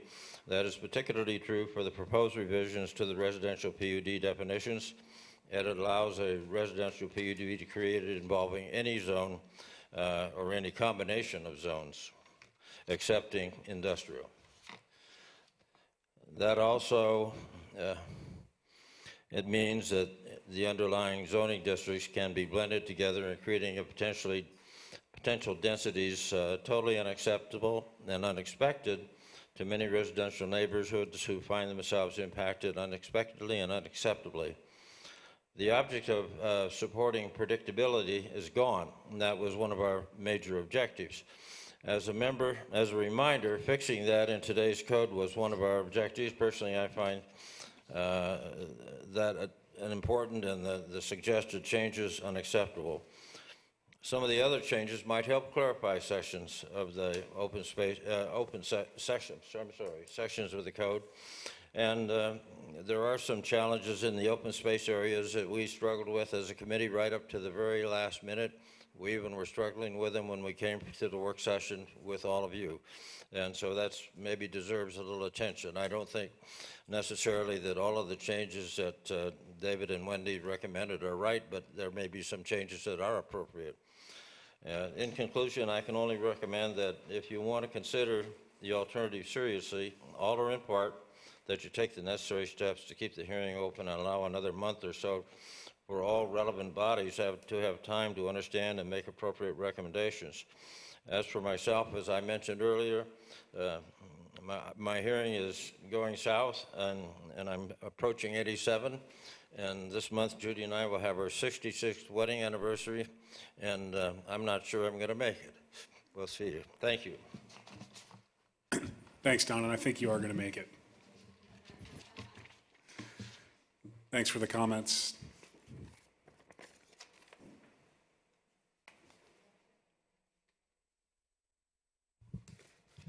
Hello, I'm David Hunt, 113 Park Knoll Lane. And I would agree with many that have spoken that we would benefit by tabling the issue here and giving people some chance to absorb what has been just so recently distributed. Dave Taylor mentioned the past successes of the PUD that have been used successfully for a number of years throughout the community, and I think there are some good examples where that's the case. Having said that, going back to the development on 2nd Street, Whitefish Crossing, and the river's edge, a lot of things seem to fester with proposed PUDs for those projects that filled the council chambers and the planning board for numerous trips as things got refined and ultimately passed. So when we got involved with this, we started to look to see, well, why is that the case and what's going on. And certainly one of the key reasons for large groups of residents opposing PUDs in the past couple of years was due to the blending of commercial densities in the WB2 zones with low density zones for residents such as WLR. And unfortunately, all along South Highway 93, the front on both sides is WB2, which is 13 to 20 units per acre density that is backed up to the east and west with WLR, which is only 3. So anytime you're getting a PUD that blends those two zones, you're going to have a fairly major noticeable change of density from the perspective of existing neighborhoods. So when the committee looked at remedies to that ongoing problem, as Don said, we found other examples in other communities that separated PUDs by type and also based PUD types on the underlying zone, so that a person buying a home sees that an adjacent property is a certain zone. They expect that probably, if it's undeveloped, if it's the same zone that they have, likely that it's not going to be a great change when it ultimately gets developed, as they would expect that that vacant lot will sooner or later be developed. However, with PUD, you can see enormous changes. We saw changes of nearly 500% increases in adjacent zones when the Whitefish Crossing project went in. And certainly that's going to get some attention. I'm at a disadvantage here because I haven't had enough time to study this, and there's been a lot of commentary on the fly here that I've tried to not repeat. But so if you could excuse my awkwardness here, I'll try to remain positive and brief and get out of this and let you make your important decisions. One of the things that was in the most recent rewrite, I guess, of our code change that the committee proposed was going back to the higher density bonuses. And I guess that I've had some issue with the level of density bonus that are in this code as it exists. When we proposed reducing density bonuses for the most dense zones, it was in recognition that the base zones themselves were already so high that it'd be difficult to use the entitled density, let alone the density bonuses that were on top of that for affordable housing. So if you do decide to carry those increases forward, please recognize that there'll be a considerable need for buffering if they're ever developed that way. And even when reduced on the top end, the Whitefish density bonuses appeared to be one of the best, if not the best deal in the state. Comparable density bonuses in Kalispell, Flathead County, and Bozeman ranged from like 25 to 30% at the top, where we have the low-end density bonuses in Whitefish Code can be 50 to 67%. And I think there are a lot of examples elsewhere, certainly out of state, where the bonuses cap out about 35%. But one of the features is that with that 35%, you may be required to give one affordable house for every bonus unit that you get. So if you got all 35%, you're going to give 35% in affordable homes rather than the 10% requirement for Whitefish. So I still think what we have in the code is a great deal. So if I were making this decision as you are, I'd want to know clearly why the Whitefish density bonuses seem to be so much higher. Let's see, Dave made a comment about a community benefit for affordable housing with only 10%, and I guess I would maybe be willing to recommend something if it was increased significantly, because they're already getting a great deal. I think if they just do the 10% for the kind of density bonuses we do, if they wanted to contribute to a higher degree, I think that is a community benefit, and I would certainly like to see something like that added to the possibility of community benefits. And lastly, I'll just say that certainly, I think Rebecca touched on this a bit, but residents are at an inherent disadvantage when it comes to dealing with PUDs. In the last 3 large residential PUDs that were contested, initial proposals called for fairly large increases in densities with limited or no buffering for adjacent neighborhoods. And only after numerous sessions with council and planning board were more reasonable proposals presented and eventually approved.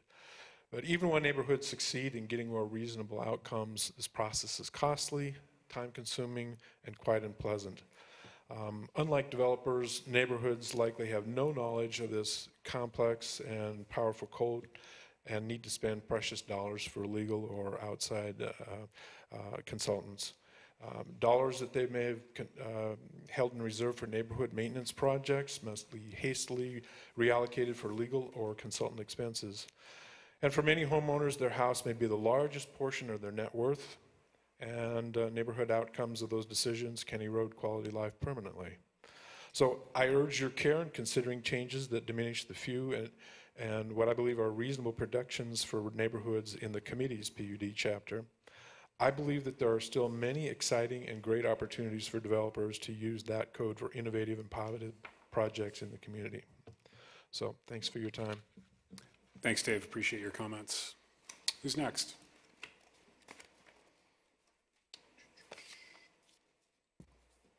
Evening, Richard Terbiak, Citizens for a Better Flathead, 35 4th Street West, Kalispell. Good evening, Mayor, council members. From a public process point of view, Citizens urges you to table your consideration of zoning text amendment WZTA 1702 until a later time. To move forward now with a staff-massaged alternative draft undercuts transparency and the right of the public to review, digest, and comment further on the impacts of the additional revisions made by staff. It disrespects the public process, especially the time and energy of the people you tasked to develop new standards, the PUD committee. Again, we urge you to table your consideration of the zoning text amendment so the public can be fully heard and the issue fully vetted. Thank you.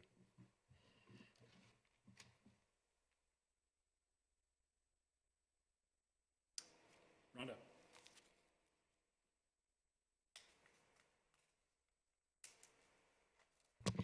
Rhonda Fitzgerald, 412 Lupfer Ave. I was not a part of the committee, but I did attend a couple sessions and made some comments. I think I would just echo everyone's comment that these are pretty significant changes, in many cases just going right back to what wasn't acceptable to many people. And no one's had enough time to really look at it, discuss it. People who would be impacted in their neighborhoods don't know about it. I think that there is always a tension between developers and the community. That's inevitable. And I think what happened here in the last few days kind of shows that all over again. People worked for a year on this. And I think that the recommended tweaks are pretty significant. And I will just specifically mention one recommended change. The minimum site area for a PUD is in the R2, R3, and R4 zones. So those are the neighborhoods. 1 acre. And then it's being recommended to just sort of add in here, a commercial PUD may be established in the following districts: B1, B2, B3, B4, RB1, RB2, and then as well as R3 and R4, where they abut arterials, such as Highway 93 or Wisconsin. Well, our neighborhoods abut those roads. The R3 and the R4 all abut those roads. That's where the R3 and the R4 are. And so this is sort of an end around. These residential neighborhoods have just been slid into the allowable commercial PUD for 1 acre or more. And that's very disturbing because all the people who live in those places are always coming to public hearings to defend the integrity of their neighborhood. And if this little change was enacted, they would have no grounds any longer. As David mentioned, all our neighborhoods abut more dense or more commercial districts. It's just how it is because we're a small town. So that is one that is specifically concerning to me.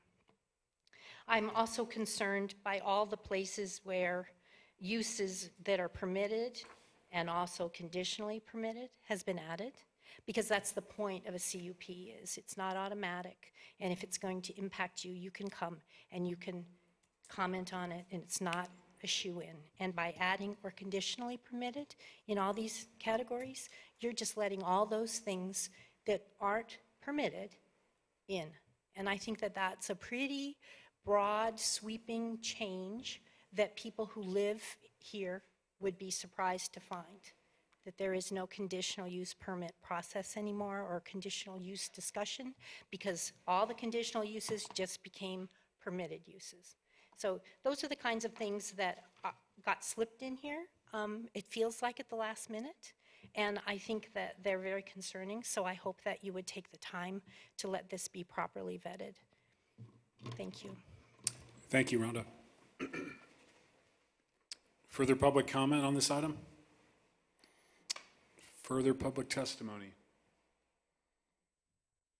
Not seeing any, I'll go ahead and I'm going to go ahead and close the public hearing and turn it back to the council. I guess I have one comment before I turn it over to Andy, and that's that it certainly wasn't my intent or the planning office's intent or Adam's intent to circumnavigate the ad hoc committee or disrespect or avoid the public process. This is a request that Adam and I met on, about 6 to 8 weeks ago when we heard from individuals such as Bruce Booty, Eric Mulcahy, Bob Horn, Brian Wood, all are individuals that I have a lot of respect for professionally. And I simply asked our planning director to provide this council information so that we can digest that information and make the best decision that's in the best interest of this community. So I certainly don't hope that those on the ad hoc committee are misinterpreting our motives here. That's the reason why they're in the packet, and that's why we're holding a public hearing this evening. And quite likely what I'm guessing is we probably won't act on this tonight. So I just want to be very clear before we start our deliberations here that it certainly wasn't intentionally intended to avoid your review, certainly. With that said, Andy. I am going to make a motion to table, but I'm going to go ahead and make a few comments first, because once that motion's made and seconded, there'll be no discussion, and we'll move on to when we're going to move on to. I do have to say I take a little of offense of being accused that we're not holding a public process and we are trying to circumnavigate. I don't think we've ever done that in this community. And when staff provides us with additional input, it's not a foregone conclusion that we're going to just blindly follow that and adopt it. So I think that people need to understand that we don't just sit up here and it's like, okay, well, we're going to rubber stamp everything that comes in. That's not the way it's ever worked here. It's not the way it ever will work. So like I said, I'm a little offended by the accusations. And I've sat up here long enough to know that we don't do it that way. So I'll just get that off my chest a little bit. But I do have some concerns, because there are people that raise the concern that we are being a little prescriptive in this. And I'm going to pull language out of testimony from tonight from a number of individuals, thinking outside of the box, loss of predictability in outcome. Predictability means a predicted outcome. If we lose predictability, that means we have a predetermined outcome typically, by definition. So how can we have thinking outside of the box if we have a predetermined outcome, if we have that predictability? I don't know that this does that or it doesn't do that. I don't know that I've formed that opinion to my own satisfaction at this point, which is one of the reasons I'd like to table it. But if there is that concern out there, I think it's a tool that, as Mr. Booty said, it's one that we do want to encourage people to use. It's one that we want to provide, as Rebecca said, an opportunity for people to think outside of the box and give us the best possible alternatives for development that can best serve our community, that can best move us forward and best protect what we already have. So I think those are the things that we kind of need to sort out, and I think that's sort of what staff was kind of looking at. Their concern was that, yes, we are maybe doing that. And I don't, like I said, I don't know that we are or we aren't, but I think it's something that we're going to have to figure out to a little bit better satisfaction for me at any rate, and obviously for some other people. So, I mean, obviously the committee met 34 times. I realize that's a lot of work, that's a lot of committee meetings, and that's a lot of decisions, and none of them are easy. The process is hard, and I think that, you know, we're going to get it, and we're going to get it done right, and that's what I'm really comfortable with. But I just, like I said, you have to bear with us, and I wish Gail had stayed here because I'm not quite sure what meeting she was talking about that got moved to the county that seemed to be our fault, but I can safely say that this elected body did not have a public meeting scheduled here last week, and if the meeting was moved down to the county, it's probably nothing to do with the Whitefish city government. So anyway, I'll talk to Gail, I'll follow up with her and see what that was. But anyway, some other concerns I do have are more minor, I think. You know, I have some issues with the 50% allowance for open space for areas that are possibly undevelopable. I think there are community benefits in those things, and I think that, again, that's a kind of prescriptive thing that I find a little uncomfortable for me. I mean, we may see that in some case, and the Whitefish River is a good example as it runs through town, there are areas in there that are in fact unbuildable. And we may look at that riverfront at some point, and if we look at the sections of riverfront where we've dredged and cleaned up the river now, we're seeing some tremendous community benefits out of those. And maybe penalizing someone with that is not necessarily the best outcome. And again, those are the kind of things I think we need to kind of work through. I don't think there's a lot of major ones, but I think there are some. And other than that, I probably said more than I should, but like I said, bear with us. We're going to get it right. No, we're not trying to pull the wool over anybody's eyes. We never have, and we never will. Thanks, Andy. Further comments? Frank? Before I would second Andy's motion, and I would do that in a moment, I would also like to have a comment. I don't think that, again, to Gail's point, I hope she was more concerned with the fact that the comments that we got from staff with regard to this only came to us 2 days ago and not 6 weeks ago. To her, to Andy's point and to this public's point, I want to make sure that you understand that this committee met 35, 37 times over a year. Every single one of those meetings was publicly advertised and open to the public to participate. Either the public or any developer that was interested in that process was welcome to come, and we asked them specifically to come. So under no circumstances could you say that this process or what we came up with or what was created in the dark of night and presented at the last minute. That committee, which I was a part, yearned for, asked for, and quite frankly received very little assistance and input from anybody outside the public. That's the process, I get it, but there's no other way for us to manage this process by asking and begging for and soliciting directly input. And so I don't think that to the extent that that was a criticism or concern of the community that was expressed tonight, I don't know how we get there from here if we can't make this process actually a model from the members that worked on it to its openness. I think that I would like to have seen and I would like to consider some of the recommended changes that staff has come up with. I think it's only fair that we as a group provide the public with an opportunity to review those and see how they in fact impact the great work that was done. And again, to the extent that we're having an argument about prescription and planning and predictability, I think one of the things that we all recognize is one of the issues was we wanted to address that issue of how predictable and what our expectations were for PUDs and where they could go. And some of the criticisms I think that we're hearing, and I'd like to look at them again, is as a function of semantics. Whether you call something a commercial PUD or you call it a residential PUD, that's a semantic. We're allowing for the flexibility within those zones and within those PUDs to do innovative things. And so semantics means something. I get it. I think we ought to look at that, but let's not get hung up on that. That's not the issue that I think we're addressing here. I think we have a valued community interest in making some determination as to how flexible, how open we want to be and what we want to invite. And I think that's a fair discussion for us to have, and I think we've had that. So anyway, with that said, if Andy doesn't make it, I'll make the motion to table, and I table to a date certain. If I may make a friendly suggestion, I would recommend that the motion include a postponement to a date certain. Our first meeting in September is September 5th, which is on a Tuesday. That's only 2 weeks away. The second meeting in September is on September 18th for your consideration. Andy. I would move that we table and continue the public hearing, resuming again September 18th. Is there a second to the motion? I'll second. Seconded by Councilor Sweeney. Any further discussion on the motion? All those in favor, please raise your hand. Those opposed, like sign, and that motion carries unanimously. And we're going to go ahead and take a 5-minute break. We'll reconvene at about 9:18. Thanks.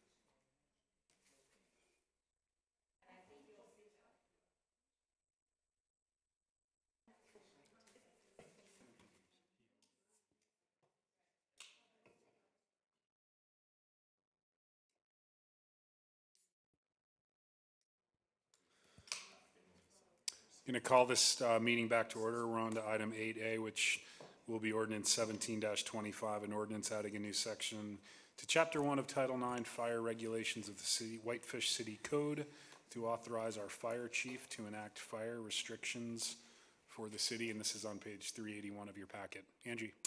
All right, good evening. My staff report begins on page 382. As we're all aware, fire hazard is extremely high this summer. And weeks ago, the county, the National Park Service, and the DNRC enacted level 2 fire restrictions. We did as well by emergency ordinance. However, at that meeting, council directed me to work with the fire chief to find a mechanism where we could enact them immediately with the fire chief's order. So we don't have to, didn't have that 2-week of lag where everybody else was level 2 and we weren't. So Joe and I worked together and we drafted this ordinance that's before you, and basically it just adds a new chapter to, or a new section to our chapter that is titled Fire Protection. And the ordinance would allow the fire chief to immediately enact fire restrictions upon order, and then it would go before the city council in the form of an emergency ordinance at the next scheduled meeting. And the reason we wanted an ordinance as well as just an order from Joe is so we have the ability to enforce it by criminal or civil sanctions. I don't know that we'd have a good mechanism if somebody disregarded Joe's order, but we would if they disregarded an ordinance. So unless you have any questions, we respectfully recommend that you approve ordinance number 1725. Thanks, Angie. Jen. I do have a quick question. Would we have standards that we would apply or a checklist in which we would follow before we would go to a certain stage fire restriction? Just so that general public knows that we're sort of in a range and we might have to go to the next stage if certain conditions apply. Joe, I'll let you take that one.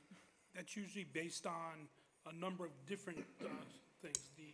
This year with the drought, and that was probably the biggest thing. There are some set numbers, but I would probably be more working in conjunction with the DNRC and the Forest Service areas around us. And the big thing I'm trying to get away from is the confusion of this small area is not in the restrictions while another area is, especially since parts of the city are overlaid by the DNRC. Right. So it'd be more in conjunction with them. Okay. With that, I will move to approve ordinance 17-25, an ordinance adding a new section to Chapter 1 of Title 9 Fire Regulations of the Whitefish City Code to authorize the fire chief to enact fire restrictions for the city. I second. Seconded by Councilor, that's quite all right. Seconded by Councilor Williams. Further discussion on the motion? All those in favor, please raise your hand. Those opposed, like sign, and that's unanimous. Michelle, thanks Angie, thanks Chief Page.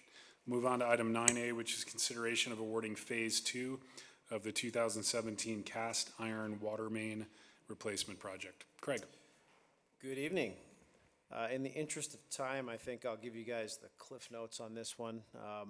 As you're well aware, we still have some old water main in town, cast iron water main with leaded joints, and we make an effort every year to budget to replace that water main.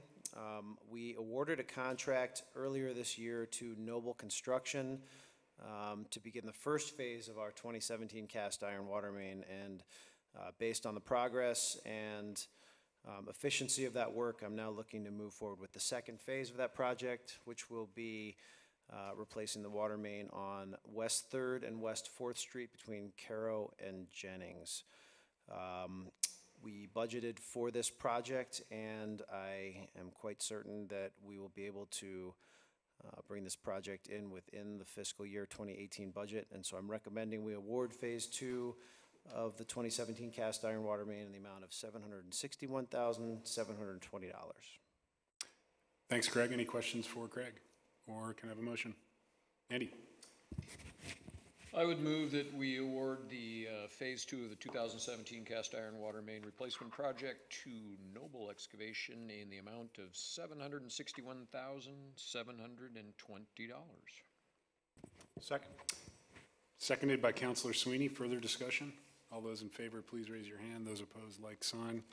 And that again carries unanimously. Michelle, we'll move on to item 9A, which is Adam's written report. It's enclosed with the packet. Any questions for our acting city manager, Dana, tonight? Not seeing any. Dana, any other items to report on that you're aware of? Not at this time. Okay. And we'll stay with Dana and have our fourth quarter financial report. All right, fourth quarter, end of fiscal year 2017. So this was just our most recent fiscal year, ending June 30th. Going to go over the highlights, but my report's in the packet on page 393.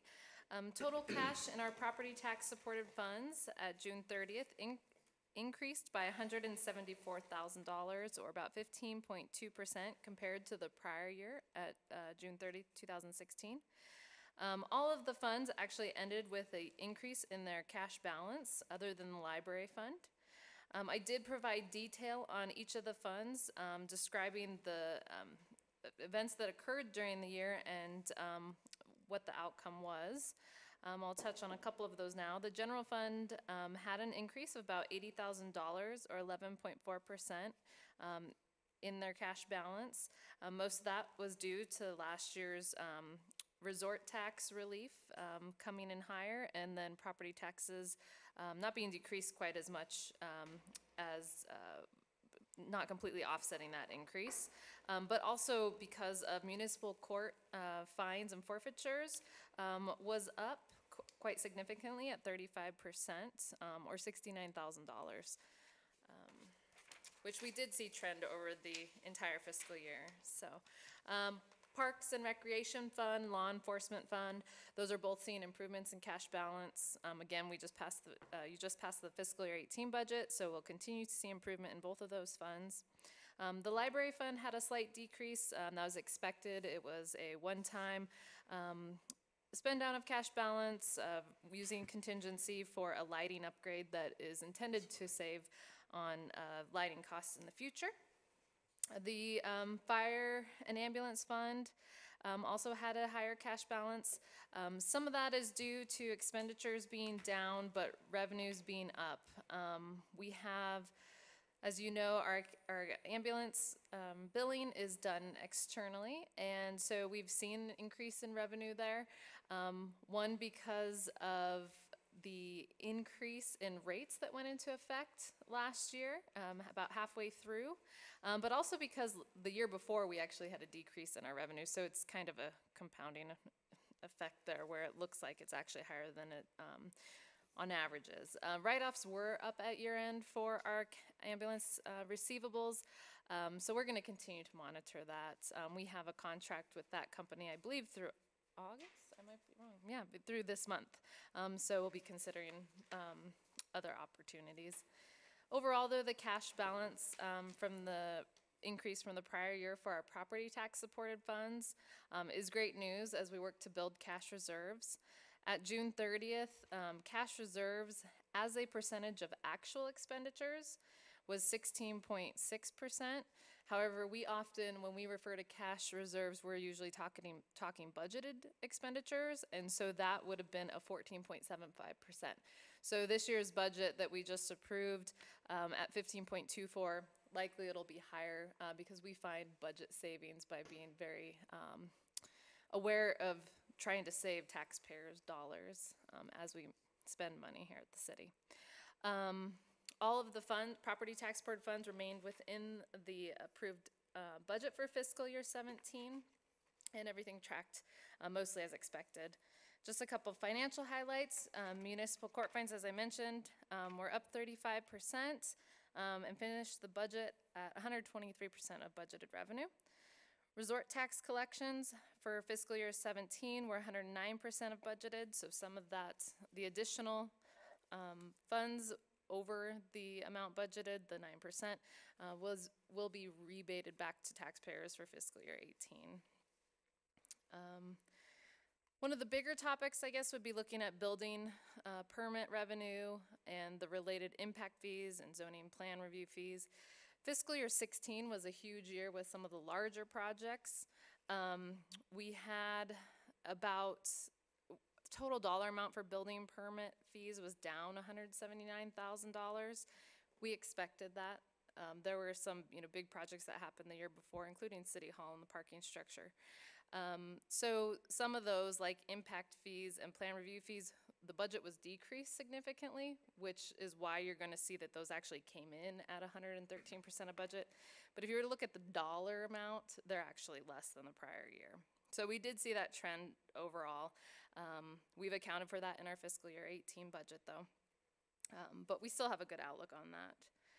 As we talked about tonight, there were only 2 funds that did exceed their budget authority, the Parkland Acquisition and Development Fund and the Solid Waste Fund.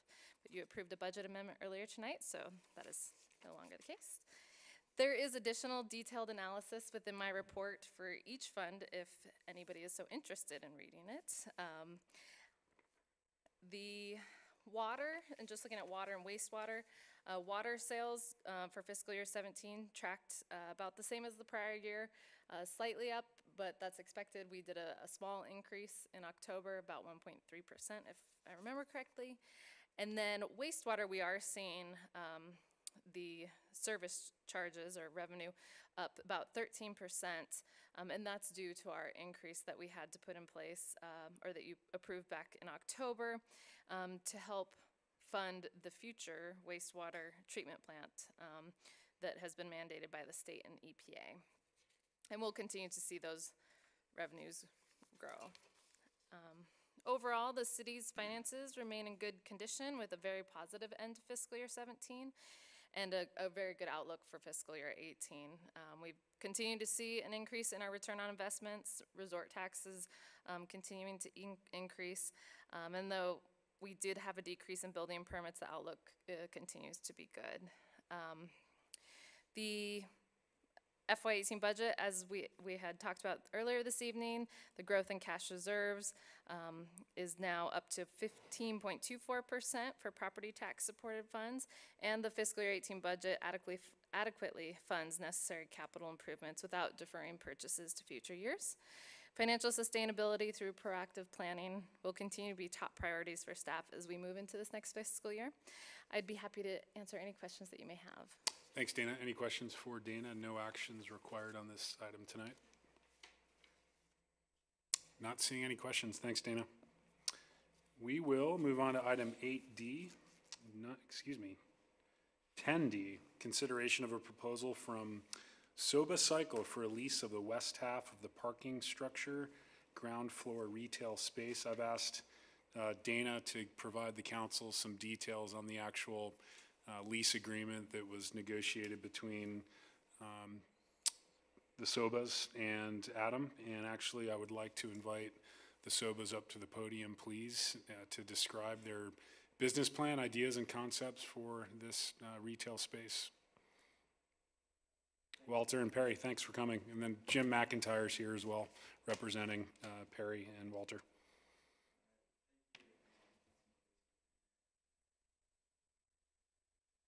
A few things about our plan. You've all been fully briefed on our entire packet, so we don't want to hit all of that, and we want to try to save your time tonight since it's late. So a few key things that we want to talk about are the activity surrounding the business. We believe that our business will help activate First Street and move business away from Central and into in conjunction with the master plan. It is an active space, both in the sense that people will be active in it and that it will attract people to it.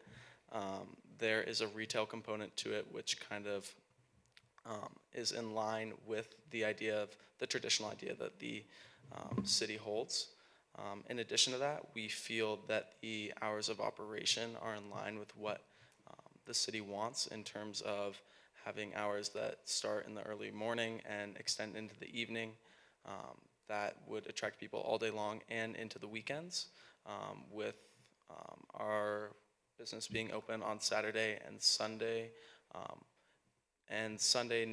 being being driven by the business demand.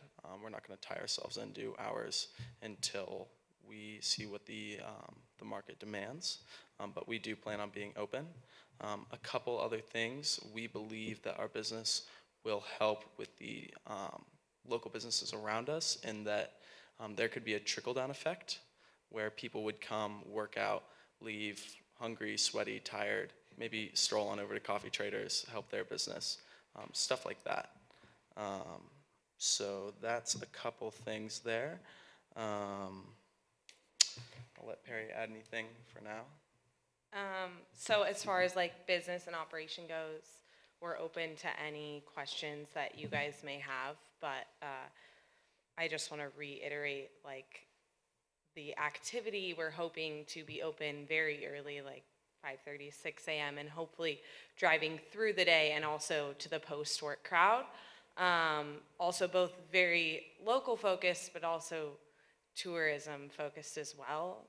The type of facility that we are trying to create is kind of sweeping major metropolitan areas, and a lot of the tourists that we see here are kind of used to participating in these activities in their hometowns, or maybe the second homeowners, so trying to drive that as well. And then on a completely side note, we request that you guys transfer the lease between our LLC instead of us as individuals. I know Jim sent that over, but I don't know if that was actually forwarded over to you guys in your packet. So just kind of on another note, and then we're also open to any questions you guys may have. The version we have is PW LLC. That's perfect, and we are the personal guarantors on that as well. So if you have any questions, feel free. Any questions for Walter or Perry? Frank? How do you guys address the issue that Rhonda brought up in terms of the curtains covering the windows large portions of the day, or are you going to have more graphic-oriented curtains that would create that active openness that we would otherwise be looking for? So the curtains aren't meant to be drawn all day in any way, shape, or form. We hope to keep the business open to the public. As a marketing tactic, we want our business to feel open and friendly, so it wouldn't be in our best interest to keep those closed. They're there to help provide keeping the space cool in one sense. Perry recently found that out with her first space in Kalispell, that shades were necessary in order to keep the space cool even during the wintertime.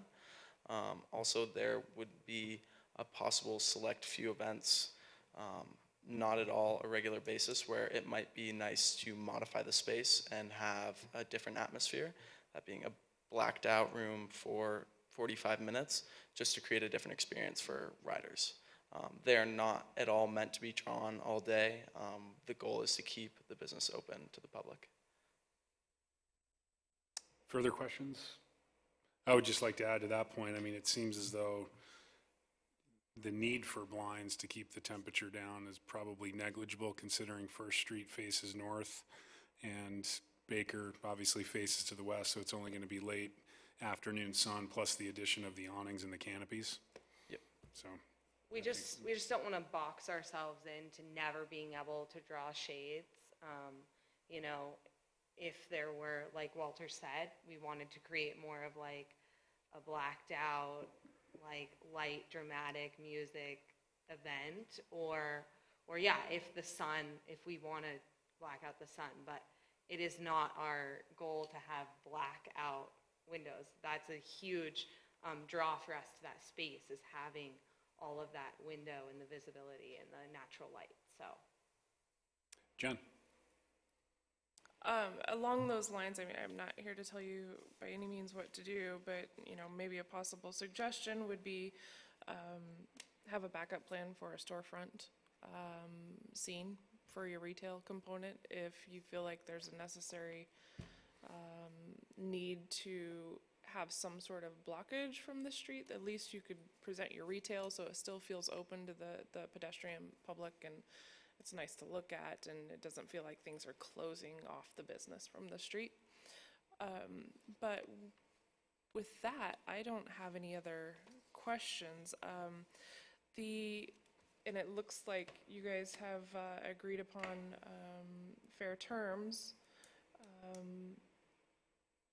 Have you tried out this business and feel like it's going to be a good fit for you for several years? And So we personally haven't tried out this specific business. Perry currently owns a boutique fitness studio in the Pilates realm down in Kalispell, which has been successful. She opened earlier this year and has been very successful over the past year. There are successful business plans or business models to look at, names of SoulCycle, Flywheel, businesses like that in other areas of the country. We haven't tested this out ourselves, but it has been proven to work. I'd just like to add 1 second to that. SoulCycle and Flywheel are very big national companies, but a more maybe relevant study you could look at is Bozeman just opened a boutique cycling studio in May and has been very well received in their community, very successful, driving a lot of traffic, much similar market. So. And if you wish to look at that, the name is Zephyr Cycling in Bozeman. it looks like you guys have done your homework, and we've come to good terms. So with that, I would like to move to accept a proposal from SobaCycle for a lease of the west half of the parking structure ground floor retail space. Is there a second to the motion? I second. Seconded by Councilor Williams. Further discussion? Andy? I guess just was a quick comment. I know a pharmacy's always been the thing that's been talked about for that particular building, but I guess I'd rather see people stay healthy and not have to use pharmacies. So this is like a pre-pharmacy, I think. It's a better way to look at it. Further comments? I would just like to, so you're aware of this, drilling could compromise the structural integrity of the concrete and could cause a collapse of the ceiling, beams, and the parking structure. So watch where you're drilling, please. On that note, all in favor of the motion, please. One Jen? last comment. You guys are young and ambitious, and I wish you all the best with this business. And I've seen you guys have success in other endeavors, so good luck to that. But with that, you'll also be our first tenant in the new parking hall, or the parking structure, City Hall area. And a lot of people will be looking to the city to make sure that the tenants of that space are following the rules. So I would just ask that you maybe go the extra mile, step on over to the planning department when you need to, ask the questions, and this will be win-win for everybody. Absolutely. Your dad would be very proud of you tonight. I know that for sure. All those in favor of the motion, please raise your hand. Those opposed, like sign, and the motion carries unanimously. Thanks, Walter. Thank you. Thanks, Perry, and good luck with everything. Thanks, Chap. Thanks, Jim.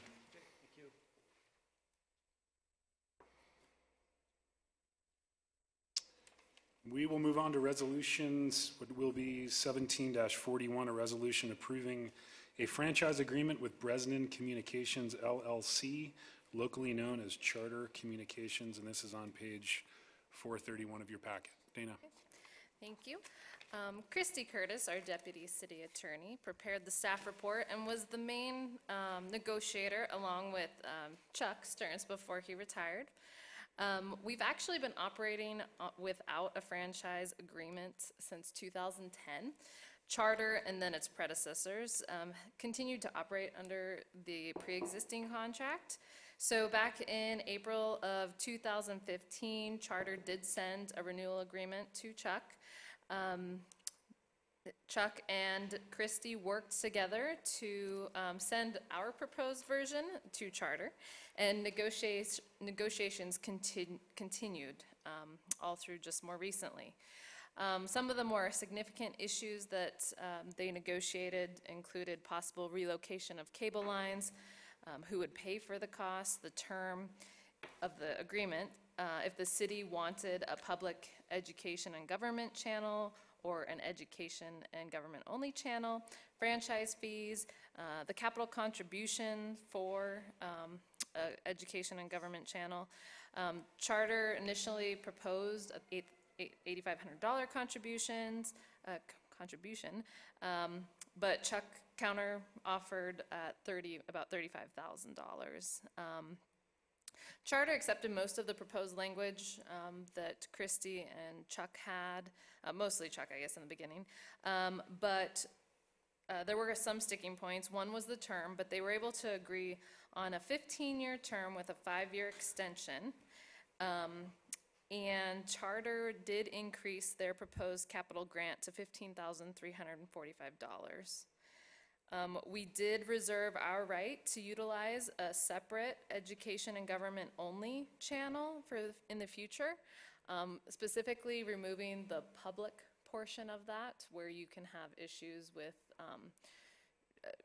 who can use your channel. You could get anybody from neo-Nazis to just the person down the street. So we've avoided that by just sticking with government and education only channel. So we no longer have that discussion, which is great. Now that's good because the grant can be used for just an EG channel and the capital costs associated with that. We have installed a significant amount of equipment here for online streaming.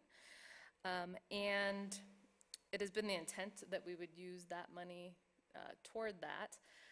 The interesting part of the negotiations was the $35,000 that was initially requested. Charter's reasoning for only doing $15,000 was that we use the equipment part-time or half the time for streaming council meetings, and that wouldn't apply. So the other $15,000 would be for the EG channel. So just knowing that potentially in the future, if in the agreement, if we do not use the equipment grant for an EG channel, that they could reduce their future franchise fees by that amount. So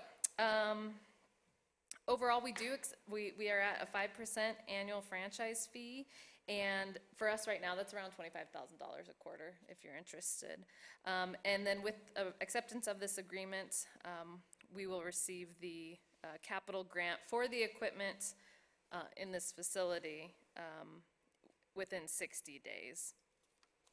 If you have, there's no other financial requirement actually by the city, and staff recommends approval of resolution would be 1741, approving a franchise agreement with Bresnan Communications LLC.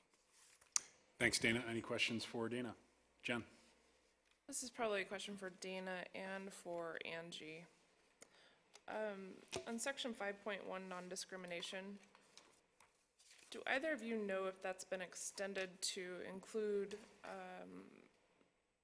not discriminating based off of content delivered or providers of content? So examples in recent past would be throttling by certain service providers based off of content or content providers. Is that where that would potentially ever be covered? Has it been? Do we know much about that? You know, Jen, I don't. The non-discrimination clause in all city contracts is required under state law, and I don't believe it goes as far as to cover content. So, yeah, we're required by state law to put that in basically any public works contract or public contract, and it's fairly narrow, and I'm not very familiar with whether or not it would cover content, but I would assume it wouldn't. Given the term of this contract, this contract, and the potential for things like that to continue to happen, not to say that it's happened here, but would we ever have the potential to modify this contract based on those things that are happening or may happen here within the 15 years? Yeah, I definitely think we could probably amend the contract if we ran into that. I mean, it's not a contract of adhesion, it's been negotiated. I wasn't involved in the negotiation, but I definitely think that's something we could keep on our radar. Is it something that could ever be terminated based off of that sort of business practice? I'm just thinking, you know, I don't want to be stuck 10 years from now and not be able to get the content that we require through this cable provider just because we have a 15-year contract. Yeah, I think we could approach them. I mean, we can always amend the contract. I'm not sure if I'd have to read it in great detail. To tell you the truth, I wasn't really involved in negotiating this, but I'd have to look at it into whether or not we could actually terminate the contract for something like that. There is a revocation section of 15.5. You know, in this contract, we're the grantor, so it's, I think, you know, the negotiations would come back, obviously. It would open up other parts of the contract again, so, you know, I think that's probably what would happen. I don't think they'd be against it. Actually, I think, they were obviously pushing for a longer term, but Chuck at that time had no concern about a longer term agreement, so he was more concerned about the capital contribution, actually. That's my understanding, at least. Andy and then Frank. It just came to my attention when I was going through this yesterday. Section 6.4, and I'm assuming we always do this, but just because we've been through a lot of annexations lately, is that on our checklist when we annex a property to go ahead and mail off notification within 60 days of the annexation happening? So, it is? Okay. Michelle's nodding her head, so I'm going to trust Michelle. Thank you. I assume it would. Frank.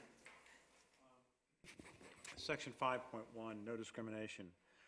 Grantee shall not deny service or deny access or otherwise discriminate against subscribers, channel users, or general citizens on the basis of race, color, religion, national origin, age, or sex. Are we missing a couple there? Sexual orientation, sexual preference, consistent with our other ordinances? Yeah, we generally don't include that, Frank, but that's probably a really good point. We've always just used the cut and paste, the state law. Right. But I think that's probably a good point, that we should be including those on contracts, given our ordinance. Yeah.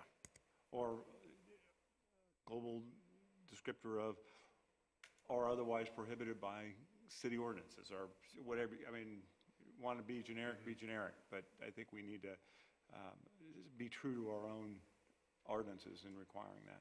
I think that's a really good point. Motion? Frank. I move to approve the as recommended, amended, approve the contract with Bresnan. That's 17-41. Okay. Is there a second to the motion? I'll second. And I assume that your motion implied your suggested reference to city code, city ordinance, I should say. Okay. Further discussion on the motion? All those in favor, please raise your hand. Those opposed, like sign, and that motion carries unanimously. Thanks, Angie. Thanks, Dana. We'll move on to item 10, which is our own communications. We already addressed item 10A. We'll move on to item 10B. We have a letter from Becky Forbes, who served on the Whitefish Housing Authority on behalf of the Whitefish Housing Authority, on behalf of the Mountain View Manor residents. She has resigned her post. I want to thank her for her service, and then I would move to appoint Leanne Lundgren to serve on the Whitefish Housing Authority Board as the Mountain View Manor resident to complete the term ending December 31st, 2018, and I just need ratification from the council by a showing of hands. And that's unanimous, Michelle. Welcome, Leanne. And we'll move on to item 10C. We received a letter from the Lakeshore Protection Committee regarding a permit that we had approved, overturned their decision a few months ago. That permit was WLP 17-W06, located at 1340 Wisconsin Avenue. Andy. I guess as long as I was most frequently quoted in their letter, I should probably respond. That was two. I guess maybe a couple questions for Dave. The photos that they sent, Lakeshore Protection Zone is 20 feet landward from high water mark. When we received photos of this application, it was at high water. And now we're being shown photos at very low water. And we're being asked to say that now the area below the high water mark, from the gravel down, all the mud, that doesn't now suddenly make the 20% gravel thing hold. So when we saw it, it probably was 20% gravel at high water. So I guess what constitutes Lakeshore, and I'm not suggesting in any way, shape, or form that I think we should overturn this, and we told them yes, and I'm sure they've probably already done it, so I'm not going to go out and make them scrape the gravel off, but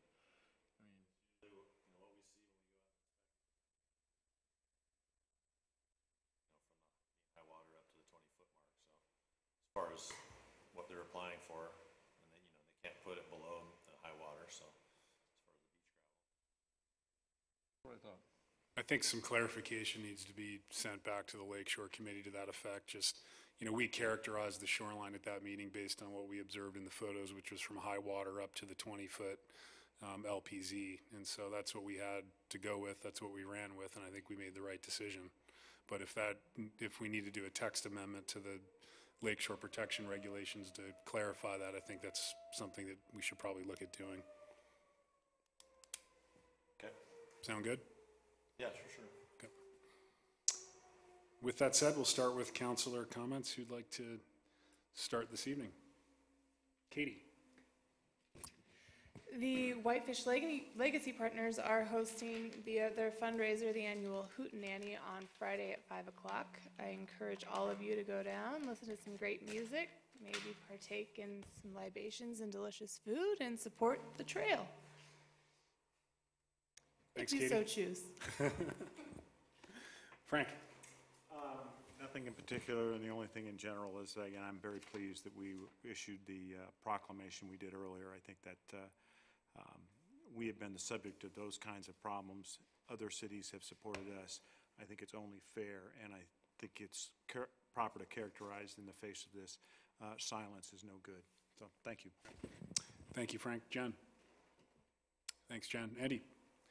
If I can get my mic turned on, just thank you to staff for bearing with us all and marshaling and herding us all again, went through one more budget process. It's always good to have it behind us, I know, and so we don't really have to start thinking about it for a few months anyway again. So, but thank you as always. And like I say, I mean, I think we're great stewards of the taxpayers' money, and particularly because our staff works really hard, and I think that our council is smart about it. And I always get we get beat up for it, and Heidi's heard me say this too many times out there probably, but it really struck me as I was going through the budget again over the weekend that 52% of your tax dollars go to education in this state, and 26% come to the city, and we're the ones that always kind of get blamed for bad taxation on your property, which is a little not fair. But anyway, I understand that because people don't really take the time to really look at their tax bills, I don't think. They just look at what the number is. And I'm a huge supporter of education, don't get me wrong, but it's a big chunk of what we pay. So. Thanks, Andy. I just had one item in follow-up to a request Bill Kale made during public comment. Bill, as I noted, had contacted me with regards to the North Valley Hospital site. I indicated to Bill that I think in the 14 years since I've served on this body, this issue's probably come before the city council, whether it be in a work session or a formal request from North Valley Hospital or their real estate representatives or a potential interested party regarding this dedication of the roadway. And I know that it is in the city's purview to require dedication of roadways without compensation. And I know that our police power, state law, and subdivision regulations also allow for that in addition to our city ordinances. With that said, Bill indicated that he has some information he would like to share with the council, and I've always been a believer that everyone gets a fair shake up here, and I would like to see a showing of hands if you'd entertain scheduling this for a future work session. If in the event there is new information that we need to consider, I think we should pay that respect to Bill or anyone for that matter. So with that said, I could work with Adam on selecting a future work session date. It'll probably either be September 5th or 18th with your, of course, approval. And we'll keep it short, probably 30 minutes or so. Okay, so we'll add that for a future agenda item. Thanks for that. Frank. Andy. Just one question. Do we think that we need 30 minutes with the PUD rewrite in a work session? Absolutely, yep. We want to get that, that would have to be the 5th or the 18th, either one. Okay. So, but if everybody, I mean, is that okay? How are we looking on those two dates, Michelle? So in front of you, you have Adam's report. And September 5th, we're reviewing city manager, city attorney So that's going to be a pretty full agenda. So I think that's probably, it says 6 to 7, but it should be 5 to 7. September 18th would be the next. Based on past years, I think we can get through the reviews in an hour and a half, quite Okay. frankly. So we could do So we could 5 do to from 7. 5 to 5:30 with probably the PUD committee, if that's enough time in your opinion, or do we want to push that to the 18th and have more than a half hour? I'd probably be comfortable with a half hour, I guess. You know, I mean, I'd like more, but I think half hour is going to be probably enough. I think that if we were to review the proposed changes and discuss the PUD committee's feeling about those changes and suggested revisions, it's going to need more time than a half hour. I agree. Unfortunately, I don't necessarily want that to happen right before the council meeting, but